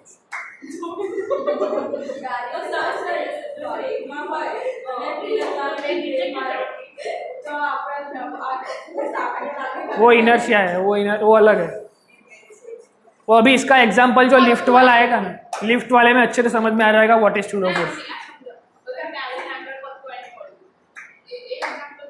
ये भी ना कशुक अटकी जाए ने આગળ થોડા ટાઈમ માટે કોઈ વસ્તુ મોશનમાં હોય, આપણે જ્યારે લિફ્ટમાં હોઈએ તો લિફ્ટના લીધે આપણા પર એક ફોર્સ લાગે, એને કહેવાય સ્યુડો ફોર્સ, જેના લીધે આપણું બોડી હલકું કે ભારે આપણને ફીલ થાય। એ હમણાં આવશે એટલે ખબર પડશે તમને। फटाफट इसका नोट कर लो कि ये जो स्यूडो फोर्स है उसके लिए क्या क्या पढ़ना है। तो उसका मैग्नीट्यूड पढ़ना है सबसे पहले, तो कि सबसे पहले हमें क्या चाहिए, तो कि बॉडी का मास m चाहिए multiplied by acceleration of the frame, ये उसका मैग्नीट्यूड होगा। अब उसका डायरेक्शन क्या है, तो direction opposite to the acceleration of the frame.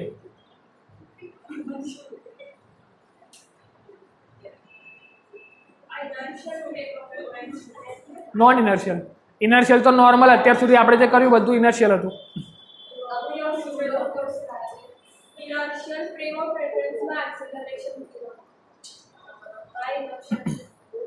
આ નોન ઇનર્शियल છે જેમાં નોટ ઇક્વલ ટુ 0 છે ફોર नॉन इनर्शियल फ्रेम। बस नॉन इनर्शियल फ्रेम के लिए स्यूडो फोर्स चाहिए। उसका फोर्स कैसे मिलता है, तो कि mass into acceleration of the frame. Direction क्या होता है उसका, opposite to the acceleration of the frame. और उसका पॉइंट ऑफ एप्लीकेशन कहाँ पे होता है, तो centre of mass of the system. Example हमने बीजू पेम्पलेट जो એટલે એમાં મળશે તમને।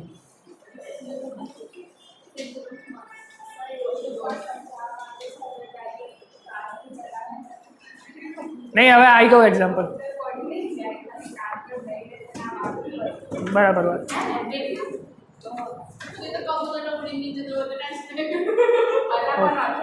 नहीं नहीं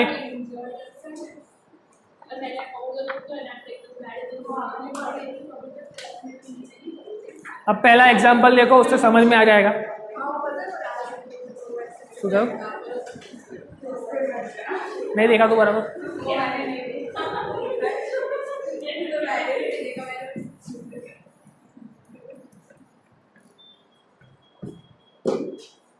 ये फर्स्ट एग्जाम्पल देख तेरे को समझ में आ जाएगा।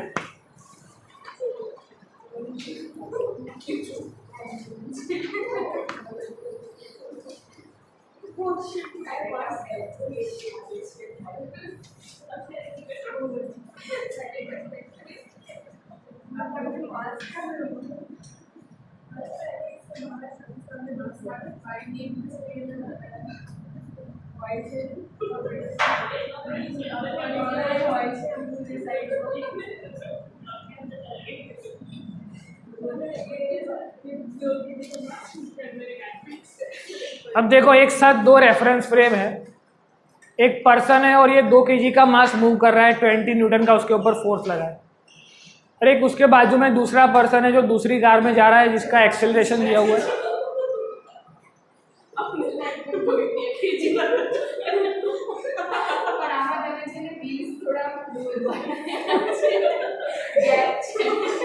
वो मैग्लेव ट्रेन है। અમે લોકો બહુ ઊંધી વસ્તુ પર ફોકસ બહુ કરતો છે।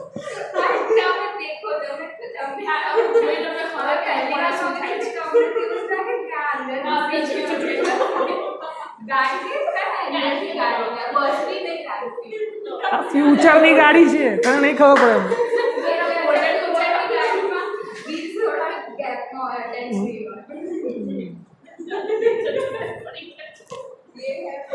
टॉपिक થી હટીને કેટલું ટાઈમ પાસ કરવો છે જો।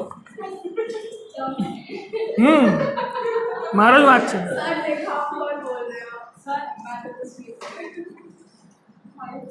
કેમ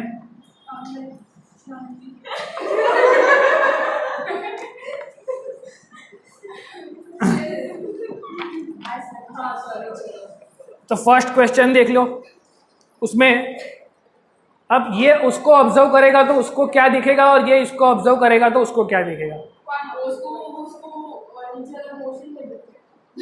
ऐसा नहीं है।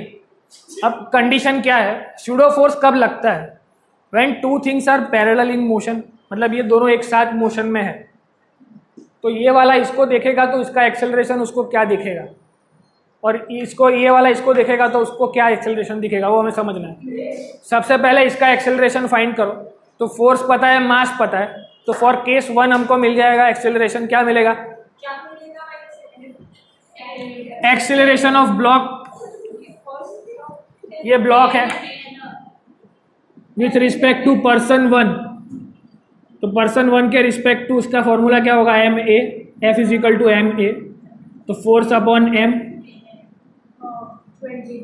तो 20/2 मतलब वो 10 मीटर पर सेकंड का एक्सेलरेशन उसके पास है, बराबर। अब ये 10 से चल रहा है, बाजू में कोई कार लेके जा रहा है, वो 6 मीटर पर सेकंड से जा रहा है, अब ये 6 वाला उसको देखेगा तो उसको तो उसका एक्सेलरेशन 4 दिखेगा। अब समझ में आ रहा है, કોઈ મારી બાજુમાં 10 ની સ્પીડથી જાય છે અને હું બાજુમાં જાઉં છું 6 ની સ્પીડથી, તો બંનેનું રિલેટિવ એક્સિલરેશન શું થયું, મને આનું દેખાશે 4 એવું, પણ એ મેથડથી લાવીને બતાવો, સ્યુડો फोर्स मेथड थी। इसके लिए 2 मेथड है, एक तो रिलेटिव वेलोसिटी में जो रिलेटिव एक्सेलरेशन आता है उससे हो जाएगा, पर ये एकदम सिंपल सम लिया है ताकि आपको एक बार स्यूडो फोर्स क्या है वो समझ में आए, फिर उसका थोड़ा ट्विस्ट हम कर देंगे बाद में। तो आंसर हमको पता ही है कि 4 दिखने वाला है, कि ब्लॉक 2 को अगर 1 ऑब्जर्व करेगा तो वो 10 से ऑब्जर्व करेगा बिकॉज ये ग्राउंड पे है, उसी ब्लॉक को अगर कार वाला ऑब्जर्व करेगा तो वो 4 मीटर पर सेकंड पाएगा। तो इसमें समझ में आ रहा है डिफरेंस ऑफ फ्रेम ऑफ, मतलब इसका फ्रेम ऑफ रेफरेंस अलग है, इसका अलग है, तो इसके लिए फोर्स एक्सेलरेशन अलग दिख रहा है, इसको अलग दिख रहा है, तो इसको कम क्यों दिखा, तो there must be some pseudo force जो इसके ऊपर लगता होगा।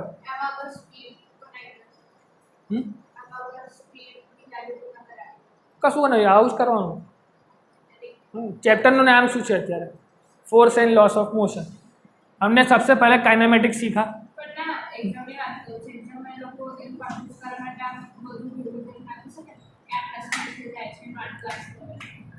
એવું હમણાં ક્વેશ્ચન આવશે।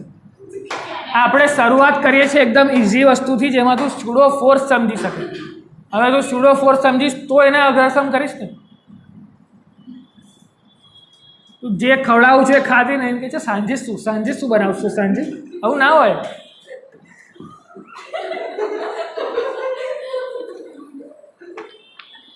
अब इसका आंसर लाओ फटाफट, इसका फ्रेम ऑफ रेफरेंस देखो, इसका एफबीडी बनाओ, तो 20 इधर जा रहा है, 20 न्यूटन का उसके ऊपर फोर्स है। अब उसके ऊपर एक्सेलरेशन भी किस तरफ होगा, राइट हैंड साइड पे होगा, तो acceleration observed by B, acceleration of B observed by 2, ये रियल एक्सेलरेशन उसका है। तब स्यूडो किस तरफ लगेगा, पाछड़ लगे स्यूडो फोर्स, इसको इसने ऑब्जर्व किया तो एक्सेलरेशन मिला 10।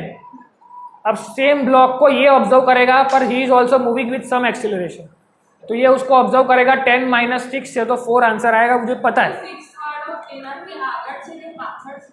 ये बड़ी चिंता ना कर, બંને બાજુ બાજુમાં જ છે, પેલો પાછળથી એને ઓબ્ઝર્વ કરે છે, આ ચાલુ ગાડી એને ઓબ્ઝર્વ કરે છે, એટલે આ નોન ઇનર્શિયલ ફ્રેમનું એક્ઝામ્પલ થઈ ગયું કે નોન ઇનર્શિયલ ફ્રેમ કેવી હોય, તો બંને માણસ એક જ વસ્તુને અલગ અલગ ફ્રેમમાંથી ઓબ્ઝર્વ કરતા હોય તો બંનેને અલગ અલગ એક્સેલરેશન દેખાય, એટલું સિમ્પલ સમજવાનું છે। हाँ, સ્યુડો ફોર્સ શેમાં લાગે, નોન ઇનર્શિयल ફ્રેમમાં। तो હવે આનું જે ઇક્વેશન બનશે, हमने अभी अभी लिखाया, डायरेक्शन ऑफ फोर्स क्या था,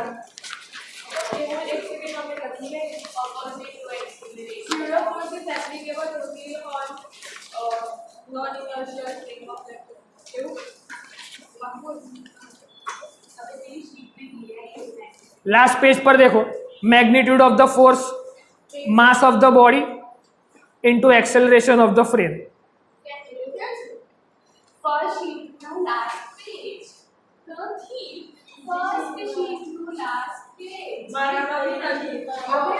नॉन इनर्शियल फ्रेम का इंट्रोडक्शन, हाँ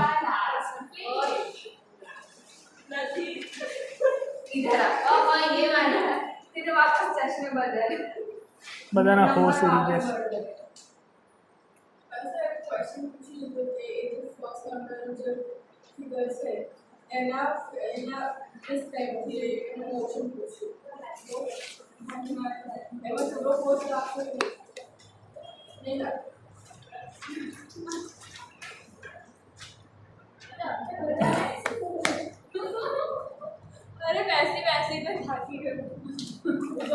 कोई अगर ग्राउंड से ऑब्जर्व कर रहा है तो उसको सूडो फोर्स नहीं लगेगा। जो ग्राउंड थी आने जो है तो 10 जो से, ग्राउंड थी आने जो से तो 6 जो से, पति गौ सम। अगर विथ रिस्पेक्ट टू 1 पूछा होता तो सम था ही नहीं। सम बना इसलिए क्योंकि वो कार से ऑब्जर्व कर रहा है मूविंग एक्सेलरेशन वाले पार्ट से।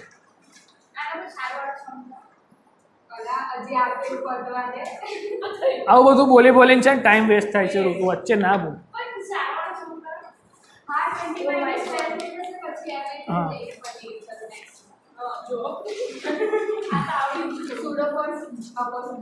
अब ये लिफ्ट प्रॉब्लम वाला देखो एक बार। मस्त डायरेक्शन में जो मस्त अंदर लखेલું છે બધું।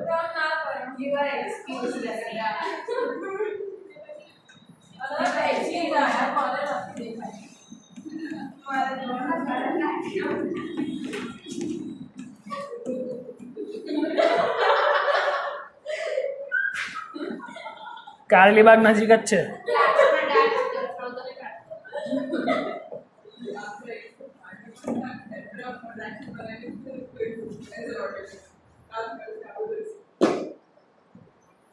अब लिफ्ट वाले प्रॉब्लम्स के लिए क्या करोगे? Person standing in the lift. अब लिफ्ट ऊपर जा रही है कि नीचे आ रही है वो समझना है। तो फर्स्ट केस हमने लिया कि लिफ्ट एक्सेलरेट कर रही है टुवर्ड्स दी अप साइड, तो उसके ऊपर कौन कौन से फोर्स लगे? तो एक फोर्स इसके ऊपर लगेगा mg नीचे की तरफ, एक फोर्स लगेगा नॉर्मल फोर्स ऊपर की तरफ, दूसरा कौन सा फोर्स लगेगा दिस एक्सिलरेशन की वजह से mg ma ऊपर की तरफ।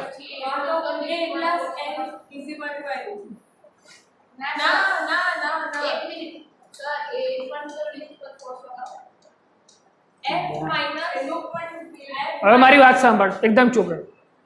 લિફ્ટમાં ઊભા છો તો mg फोर्स नीचे लागશે, नॉर्मल फोर्स ऊपर लागશે। હવે मैं એવું કીધું કે एक्सेलरेशन ऊपर જાય છે, लिफ्ट ऊपर જાય છે, तो उसका मतलब क्या हुआ? n जो ऊपर जा रहा है माइनस mg जो नीचे लग रहा है इक्वल टू इसका मोशन कहाँ हो रहा है? ma। f equal to ma। Resultant force equal to mass into acceleration, तो normal equal to ma plus mg, m common निकल जाएगा तो g plus a। In that case you will feel heavy. जब lift ऊपर जाएगी तो आपके mg के अंदर कुछ एक्सेलरेशन ऐड हो रहा है लिफ्ट का खुद का, that's why you will feel heavy why lift is going upward. तो क्वेश्चन क्या बना कि लिफ्ट जब ऊपर जाएगी तो आप हैवी फील करोगे कि लाइट फील करोगे? तो भाई हैवी फील करोगे बाय विच फैक्टर? तो लिफ्ट इज गोइंग अपवर्ड दिमाग में कहीं भी क्वेश्चन में आए तो force equal to mg plus a। अब सपोज इसी क्वेश्चन में ऐसा समझ लो कि लिफ्ट नीचे आ रही है तो क्या होगा? एक्सेलरेशन नीचे हो रहा है तो mg इधर होगा, एक्सेलरेशन नॉर्मल फिर से ऊपर होगा, तो अब क्या होगा? n equal to mg minus a, mg minus ma, तो m कॉमन निकल जाएगा, आंसर आएगा g minus a। That's why you will feel light. हमको लाइटर फील होगा जब लिफ्ट नीचे आ रही है।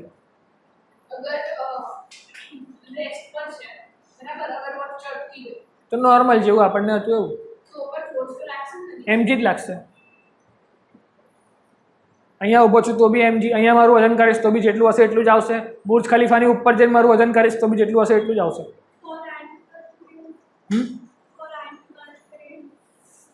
उसका मतलब ऐसा है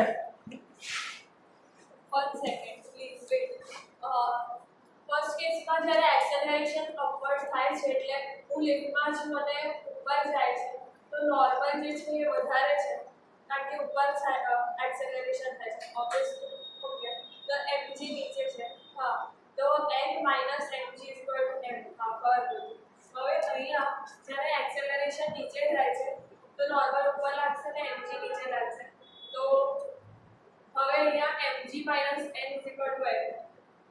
mg minus n equal to ma, तो उसका दूसरा फॉर्मूला ये बनेगा।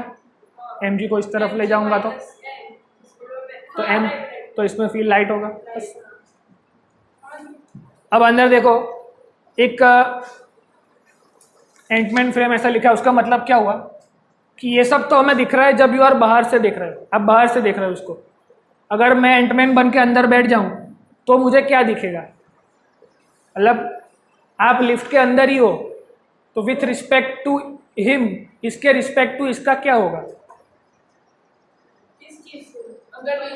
हाँ, આપણે શું કરતા હતા, એક જ ગાડીમાં હું કોઈ ગાડી ચલાવે છે બહારથી આપણે જોઈએ ગ્રાઉન્ડ પરથી તો ગાડી એક્સેલરેશનમાં દેખાય, પણ તું એની બાજુમાં જ બેસી જાય તો ગાડીનું એક્સેલરેશન 0 થઈ જાય, ખબર પડે છે? કારણ કે બંને રેસ્ટ પર છે હવે. એ જ રીતે લિફ્ટની બહારથી આપણે જોયું તો ઉપર નીચેનું મોશનમાં આ બધું ખબર પડી આપણને, પણ આપણે એન્ટમેન બંને અંદર બેસી જઈએ તો હવે આનું एक्सेलरेशन 0 થઈ જાય, खबर पड़ी? मतलब by considering the frame of reference change कर दी मैंने, बाहर से देख रहा था उसकी जगह मैं उसके बाजू में ही खड़ा हो गया, अंदर बैठ के उसको ऑब्जर्व कर रहा हूँ तो एक्सेलरेशन 0। ऐसा कब करना है क्वेश्चन को इजी बनाने के लिए, वो अभी जब क्वेश्चन आएंगे तो आपको समझ में आएगा। Acceleration of man with respect to the ant, मतलब यहाँ पे एंट बन के आप अंदर बैठ गए चीटी बन के, तो acceleration of man with respect to चीटी 0 हो जाएगी। उसमें जरूरत है कीड़ी बनने की, इसलिए बिकॉज जब देख ऐसा वेज होगा ना, ऐसा होगा, जब ऐसे सम आएंगे ना,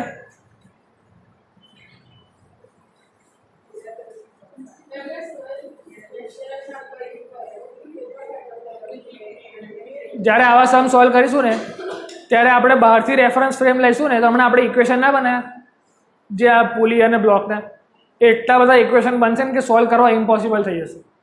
એટલે આપણે વેજની ઉપર બેસી જઈશું ને તો એકદમ ઓછા ઇક્વેશન બનશે ને ઇઝીલી આન્સર આવશે, એ હમણાં આવશે, તમે કરાવીશું। આપણી સહુલિયત પ્રમાણે ફ્રેમ ઓફ રેફરન્સ લેવાની કોઈ રૂલ નથી, પહેલાં જ આપણને એવું શીખવાડે, there is no such rule to decide frame of reference. Free fall में एक्सेलरेशन 0 થઈ જાય, a इक्वल टू जी થઈ જાય। फ्री फॉल की कंडीशन में a इक्वल टू जी हो जाएगा, तो यहाँ पे g पुट कर दे तो m g minus g equal to m into 0, तो આપણે फ्री फॉल કશું નહીં લાગે, આપણને હવામાં ઉડીશું આપણે।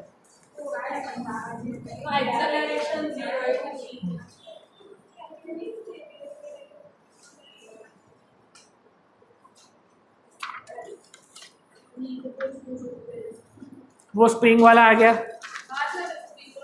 आएगा आएगा, तू बैठ जा आप, चल। મને બહુ થાક લાગે છે બેઠા, તો તો પાછળ જઈને અહીંયા ઉભો આઈ બી હવે તો હું આવા જઈ છું તો દેખ ના દેખ એટલો ટાઈમ જોઈ તો 1 hour 40 minutes 58 seconds।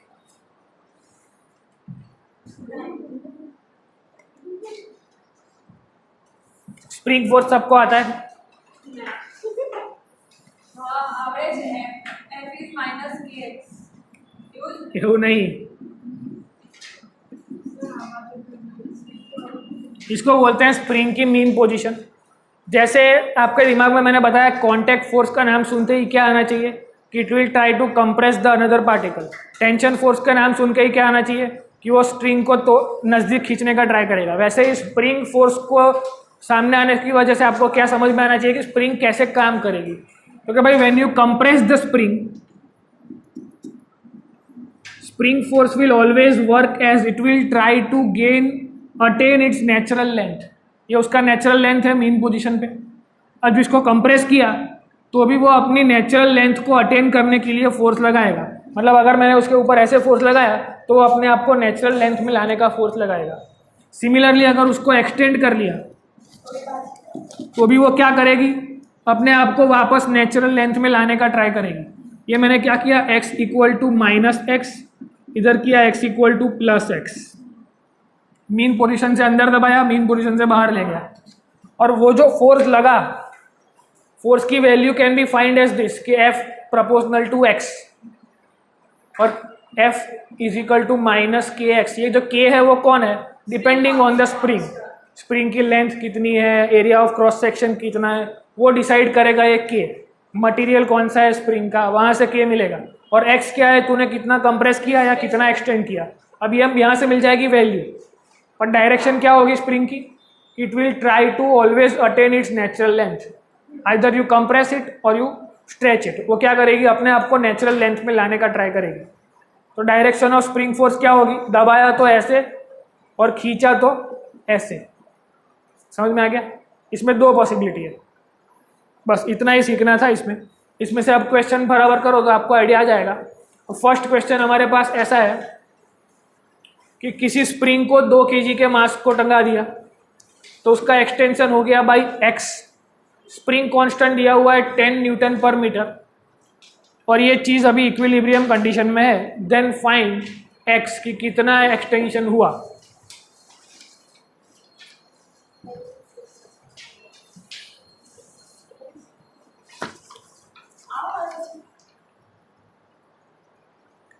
એ તો સ્પ્રિંગ ફોર્સનું ડેફિનેશન છે, એમાં નીચે છે.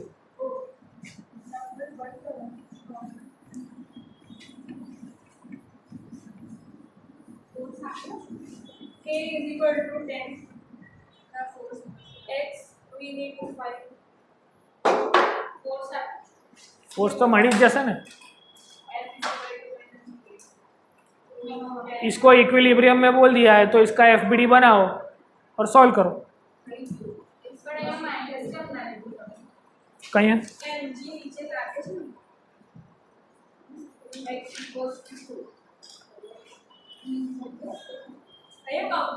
तो आंसर जो आप यहाँ पर डिपेंड करे छे. आंसर में अगर उन लोगों ने -y कंसिडर किया होगा साइन कन्वेंशन तो -2 दिया होगा, अगर नहीं किया होगा तो +2 आंसर दिया होगा,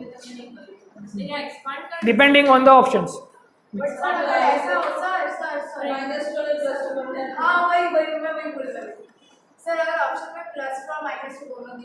ऐसा नहीं होगा, ऐसा होगा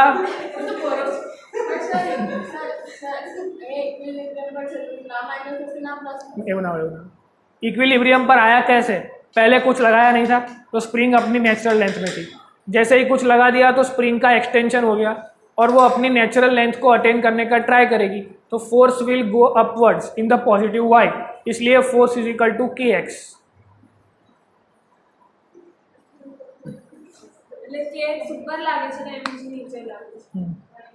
એટલે દર વખતે આપણે શું જોવાનું છે કે kx કઈ બાજુ લાગે છે, તો ઇટ વિલ हाँ तो माइनस आ जाती. प्लस माइनस फिजिक्स में सिर्फ और सिर्फ डायरेक्शन दिखाता है, એ આપણી શ્રદ્ધા પ્રમાણે આપણે નક્કી કરવાનું, એટલે બધું ચિંતા નહીં કરવાની.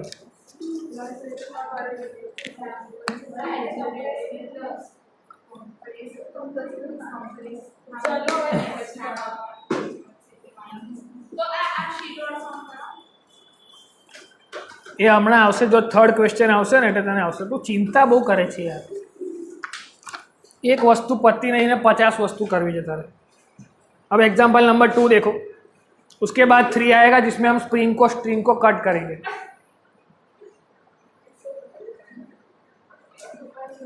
अब एग्जाम्पल नंबर 2 में क्या बोला है कि ऐसा कोई 37 डिग्री का इंक्लाइन प्लेन है, उसमें स्प्रिंग लगा के एक 5 kg का ब्लॉक लगा दिया है. स्प्रिंग कांस्टेंट हमको दे दिया है 100 न्यूटन पर मीटर. तो क्या अगर इसका कंप्रेशन हुआ है और हुआ है तो कितना हुआ है?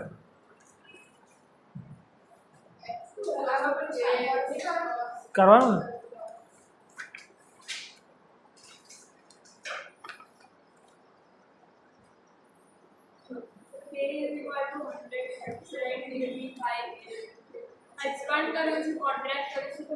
इसका एफबीडी वो तो तुझे पता कि 5 किलो है तो वो कंप्रेस ही होगा. कंप्रेस अजी वो कंसेप्ट ही नहीं करा है, वो कंसेप्ट अभी आएगा इसके बाद. तेरे को अभी से सबका काटने का सीखना है, अभी देर है जीवन में, 2-3 साल शांति रखो.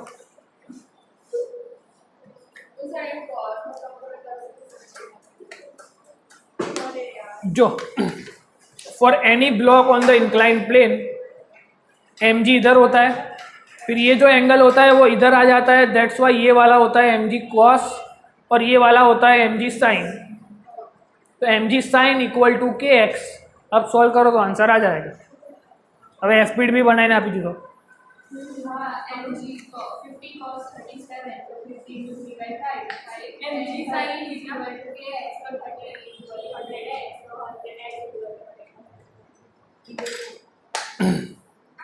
Point 3 metres.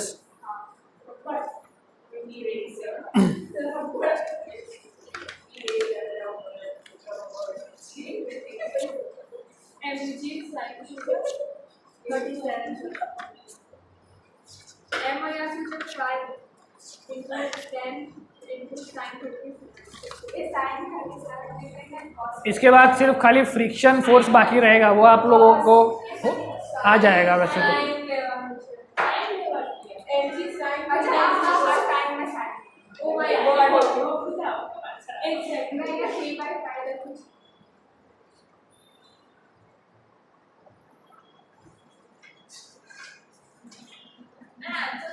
ना खबर पड़ी।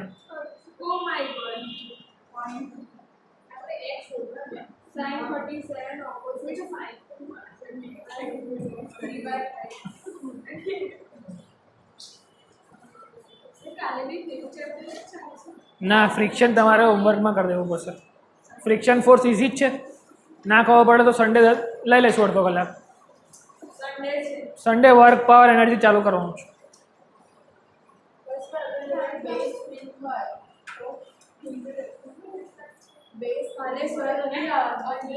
બે સ્પ્રિંગ અલગ અલગ હોય તો અલગ અલગ સ્પ્રિંગ કોન્સ્ટન્ટ હોય,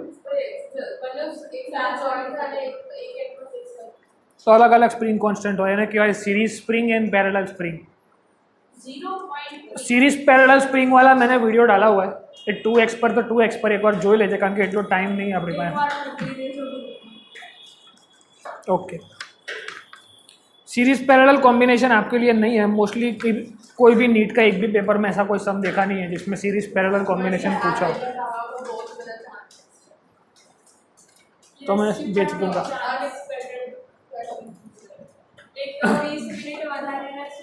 देखो चैप्टर नंबर 5, 6 और 7 एनसीईआरटी में आपने जो देखा है ना वो नीट में नहीं दिखेगा, इसलिए ऐसा समझो कि सब कुछ पहले से ही करना है, तो थोड़ी एनर्जी लेके आओ, इसे थक मत जाओ।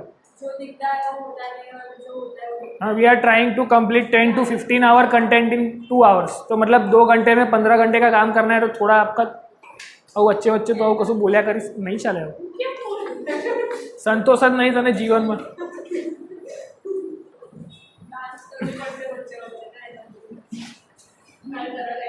बोलतू रहવું પડશે, અહીંયા જે ચાલે ને એ બોલતું રહેવું પડશે, જે ચાલે એ બોલો, ભલતું ભલતું नहीं बोलो। अब तेरा वो स्प्रिंग कटिंग वाला क्वेश्चन,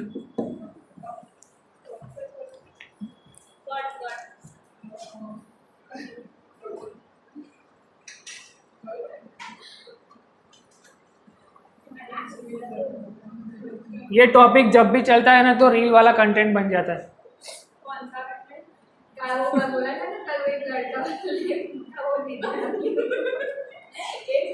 कब?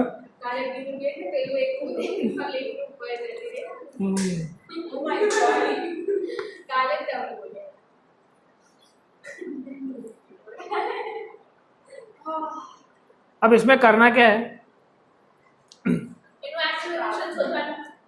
Find acceleration of 2 and 4 kg system just after the spring cut. तो 2 kg एंड 4 kg सिस्टम का एक्सेलरेशन पूछा है just after cutting the string.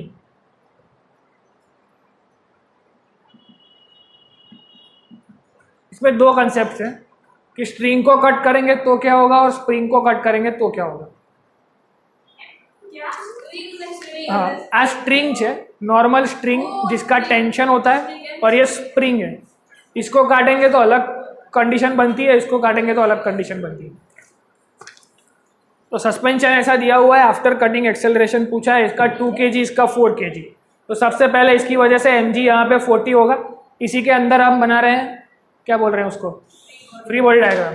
तो बाय डिफॉल्ट स्प्रिंग उसको नेचुरल लेंथ में लाने का ट्राई करेगी ऐसे, तो 40 ऊपर गया। अब यहाँ इसका 20 भी था और स्प्रिंग का 40 भी था, समझ में आ रहा है 60 कैसे आया। अब this 60 will be transferred here like this. આ ખબર પડી બધું જ. 40 mg છે એ સ્પ્રિંગ એનો નેચરલ લેન્થ અટેન્ડ કરવા માટે અહીંયાથી 40 લગાવશે, ઉપરથી બી 40 લગાવશે, પણ આ 20 એમાં એડ થઈ જશે એટલે 60, અને આ સ્ટ્રિંગની ઉપર ટેન્શન કેટલું આવ્યું તો 60. સિમ્પલ છે. એફબીડી આખો ક્લિયર. હવે આગળ શું કરીશું તો આપણી પાસે બધું આવી ગયું. હવે just after cutting the string sentence लिख लो एक कंसेप्ट करके कि just after cutting the string force becomes zero instantaneously. Cutting the string force becomes zero instantaneously.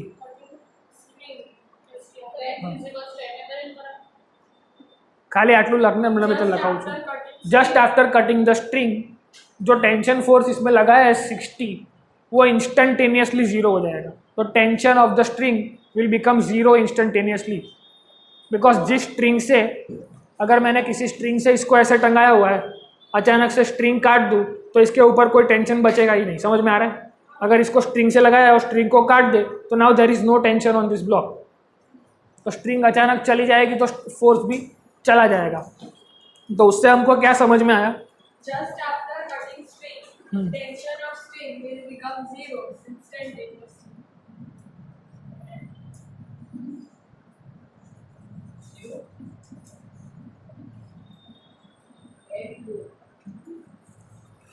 अब देख ले, मतलब इसको काटा तो ये 60 चला गया, पर ये 60 तो इन दोनों से आया है, स्प्रिंग का और इसका, तो ये बचेगा. तो सबसे पहले यहाँ पे एक 60 बचा. आ स्ट्रिंग ने तो स्ट्रिंग का जो टेंशन था वो फिक्स पॉइंट के साथ वो चला जाएगा. हाँ, ये આપણે અહીંયાથી નીચેથી ચાલુ કરતા કરતા ઉપર પહોંચે. એફબીડી કેવી રીતે બનાવે જ્યારે કીધું ત્યારે ધ્યાન નહીં આપ્યું.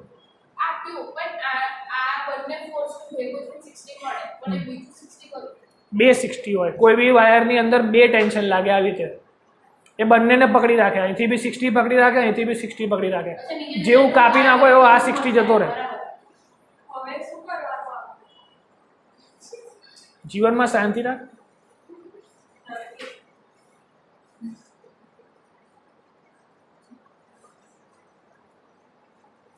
अब ये नीचे का जो डायग्राम है वो देखो.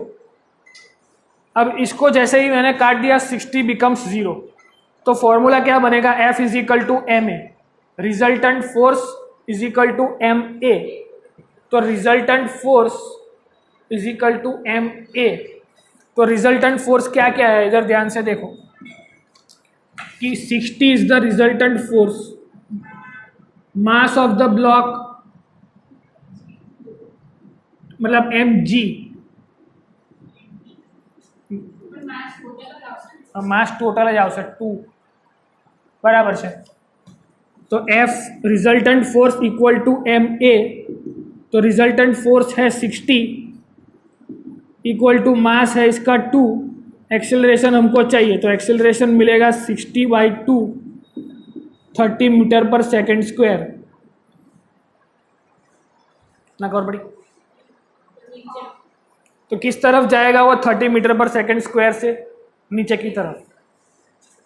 नीचे पड़શે तो આપણને ખબર જ, કારણ કે આ બંનેના વચ્ચેનો ફોર્સમાં તો કોઈ ચેન્જ નહીં આવે ને. સ્પ્રિંગ તો એવી ને એવી જ છે ને. સપોઝ જો સ્પ્રિંગ આવી રીતે ખેંચેલી છે, આવી રીતે બે વસ્તુ તે બાંધેલી છે, વચ્ચે સ્પ્રિંગ છે, અહીંયાથી સ્ટ્રિંગ તે કાપી નાખી, પણ આ તો આવું આવું જ પડશે ને આમ જ. આ થોડી આમાં કંઈક થવાનું છે. આની વચ્ચેનો કોઈ ડિસ્ટન્સ ચેન્જ થવાનું જ નથી. ઉપર કાપવાથી આવું આવું જ પડવાનું છે. આમ એ નીચે પડ્યા પછી ચેન્જ આવશે. આમ ક્લિયર છે? તારી લેંગ્વેજમાં લખી લે કે સ્ટ્રિંગ કાપો તો આવું થાય છે. मतलब मिस्टेक ना था, फ्री फॉल की कंडीशन क्रिएट थी. उसके बाजू में लिखा ही हुआ है देखो कि स्ट्रिंग के अंदर, हाँ, अकॉर्डिंगली टू सिचुएशन पर स्प्रिंग कैन नॉट चेंज. बाजू में लखीने आप्યું છે यार.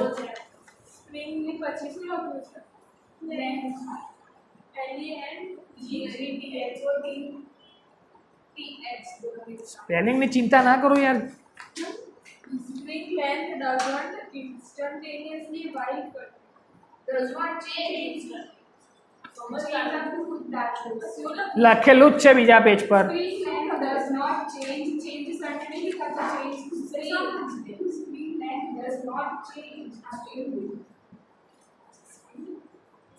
अब एग्जाम्पल नंबर 4 करो.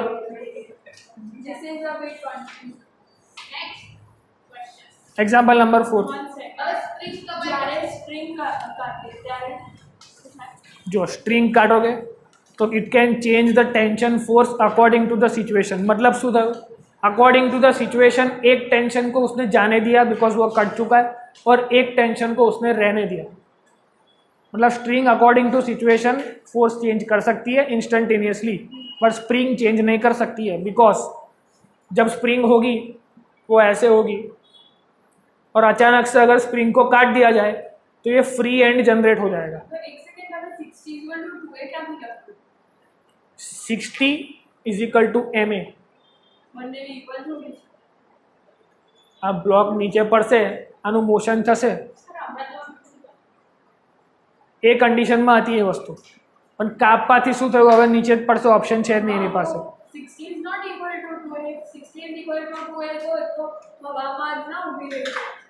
એ નીચે પડે છે અને કેટલા એક્સિલેશનથી પડે છે એ જ મળ્યું છે આપણને.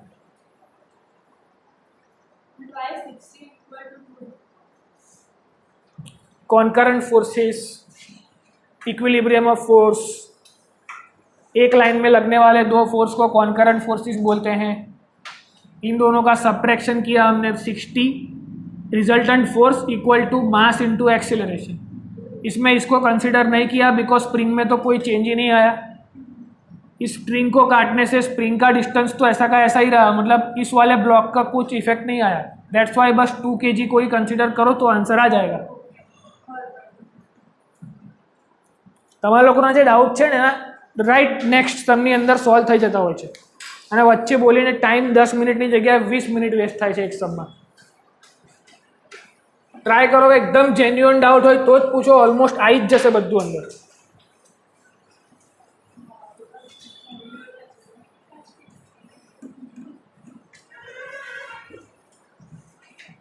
બાકી તું કન્ફ્યુઝ થઈશ, બધાને કન્ફ્યુઝ કરીશ ને બધું બગડી જશે. अब एग्जाम्पल नंबर 4 देखो.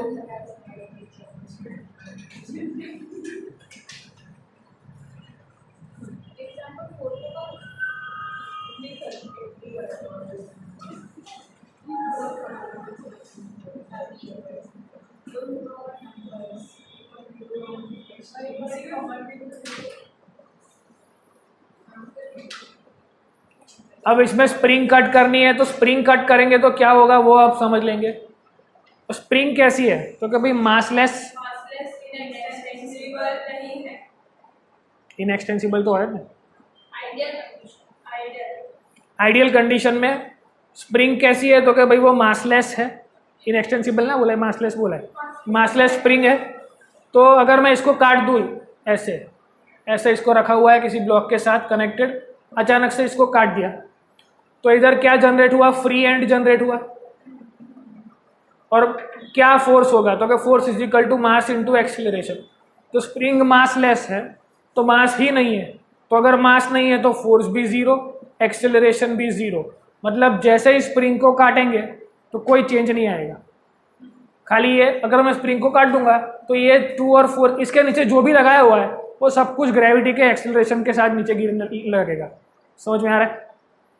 और स्प्रिंग के केस में ऐसा होता है, और स्ट्रिंग के केस में क्या होता था, अगर इसको काट देते तो यहाँ का टेंशन 0 होता लेकिन यहाँ का टेंशन बच जाता. बस इतना समझ में.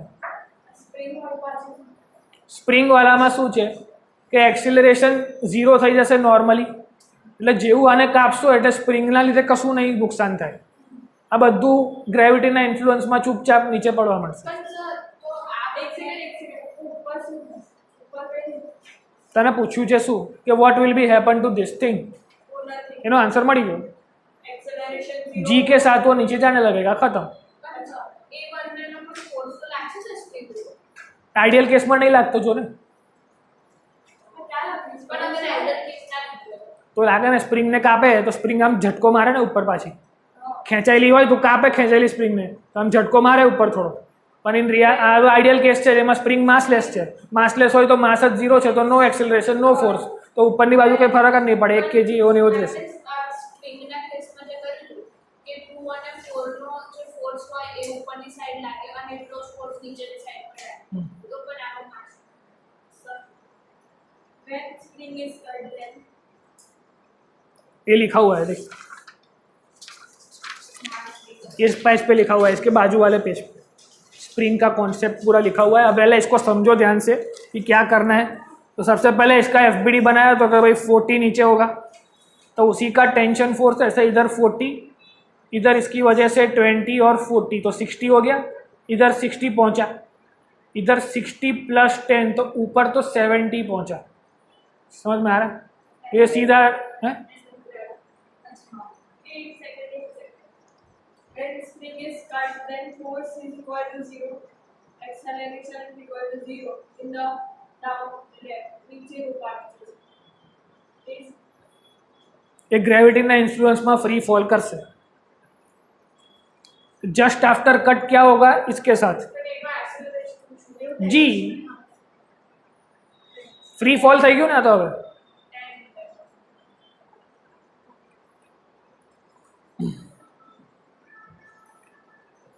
और उसका उसी में एग्जाम्पल ये भी लिखा हुआ है मैंने, ये देखो कि इधर 70 था,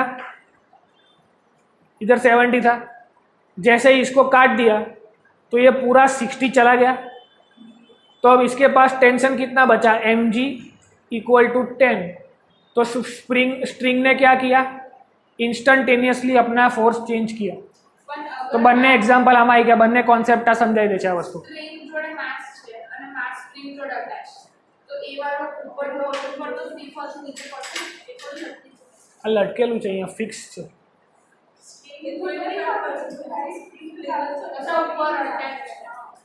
આ ઉપર અટેચ થયેલી વસ્તુ છે, તો એકદમ હોશ ઉડી ગયા તમારા લોકોને, આવે પતી ગયું છે એવું લાગે છે. स्प्रिंग काटने से ये इसका पूछा था, हाँ, तो एने इंस्टंटेनियसली एनो टेंशन फोर्स चेंज कर्यो स्ट्रिंगे, तो एनो कॉन्सेप्ट भी जस्टिफाई થઈ ગયો આ સમમાં. અને સ્પ્રિંગ કાપવાથી કશો ચેન્જ ના આવ્યો, બધું ચૂપચાપ નીચે પડવા માંડ્યું g થી. मतलब after cutting spring condition becomes free fall and after cutting string st it changes its tension instantaneously.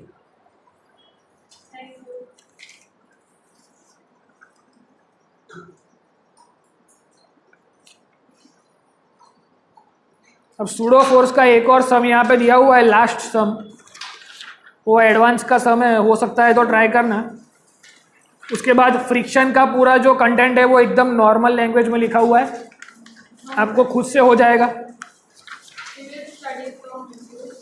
Friction खुद करना पड़ेगा, नहीं होता है तो संडे को पहला आधा घंटा फ्रिक्शन करेंगे, एक आधा घंटा इसके चैप्टर के लिए रखूंगा मैं संडे को एमसीक्यू सॉल्व करने के लिए, बिकॉज एक भी एमसीक्यू अच्छे से नहीं हो, 5-10 एमसीक्यू है चैप्टर नंबर 5 के. तो we will try to complete maximum MCQs, जितने भी हार्ड वाले एमसीक्यू है वो सारे संडे को पहले ले लेंगे 30-40 मिनट में. उसके बाद चैप्टर नंबर 6 स्टार्ट करेंगे. और चैप्टर नंबर 6 में भी जो कंसेप्ट ऐसे हैं जो आपने कभी नहीं करे उसी को टाइम देंगे, बाकी सब सिर्फ फॉर्मूला लिख के आगे बढ़ेंगे. संडे टाइमिंग अपडेट हो जाएगा अभी.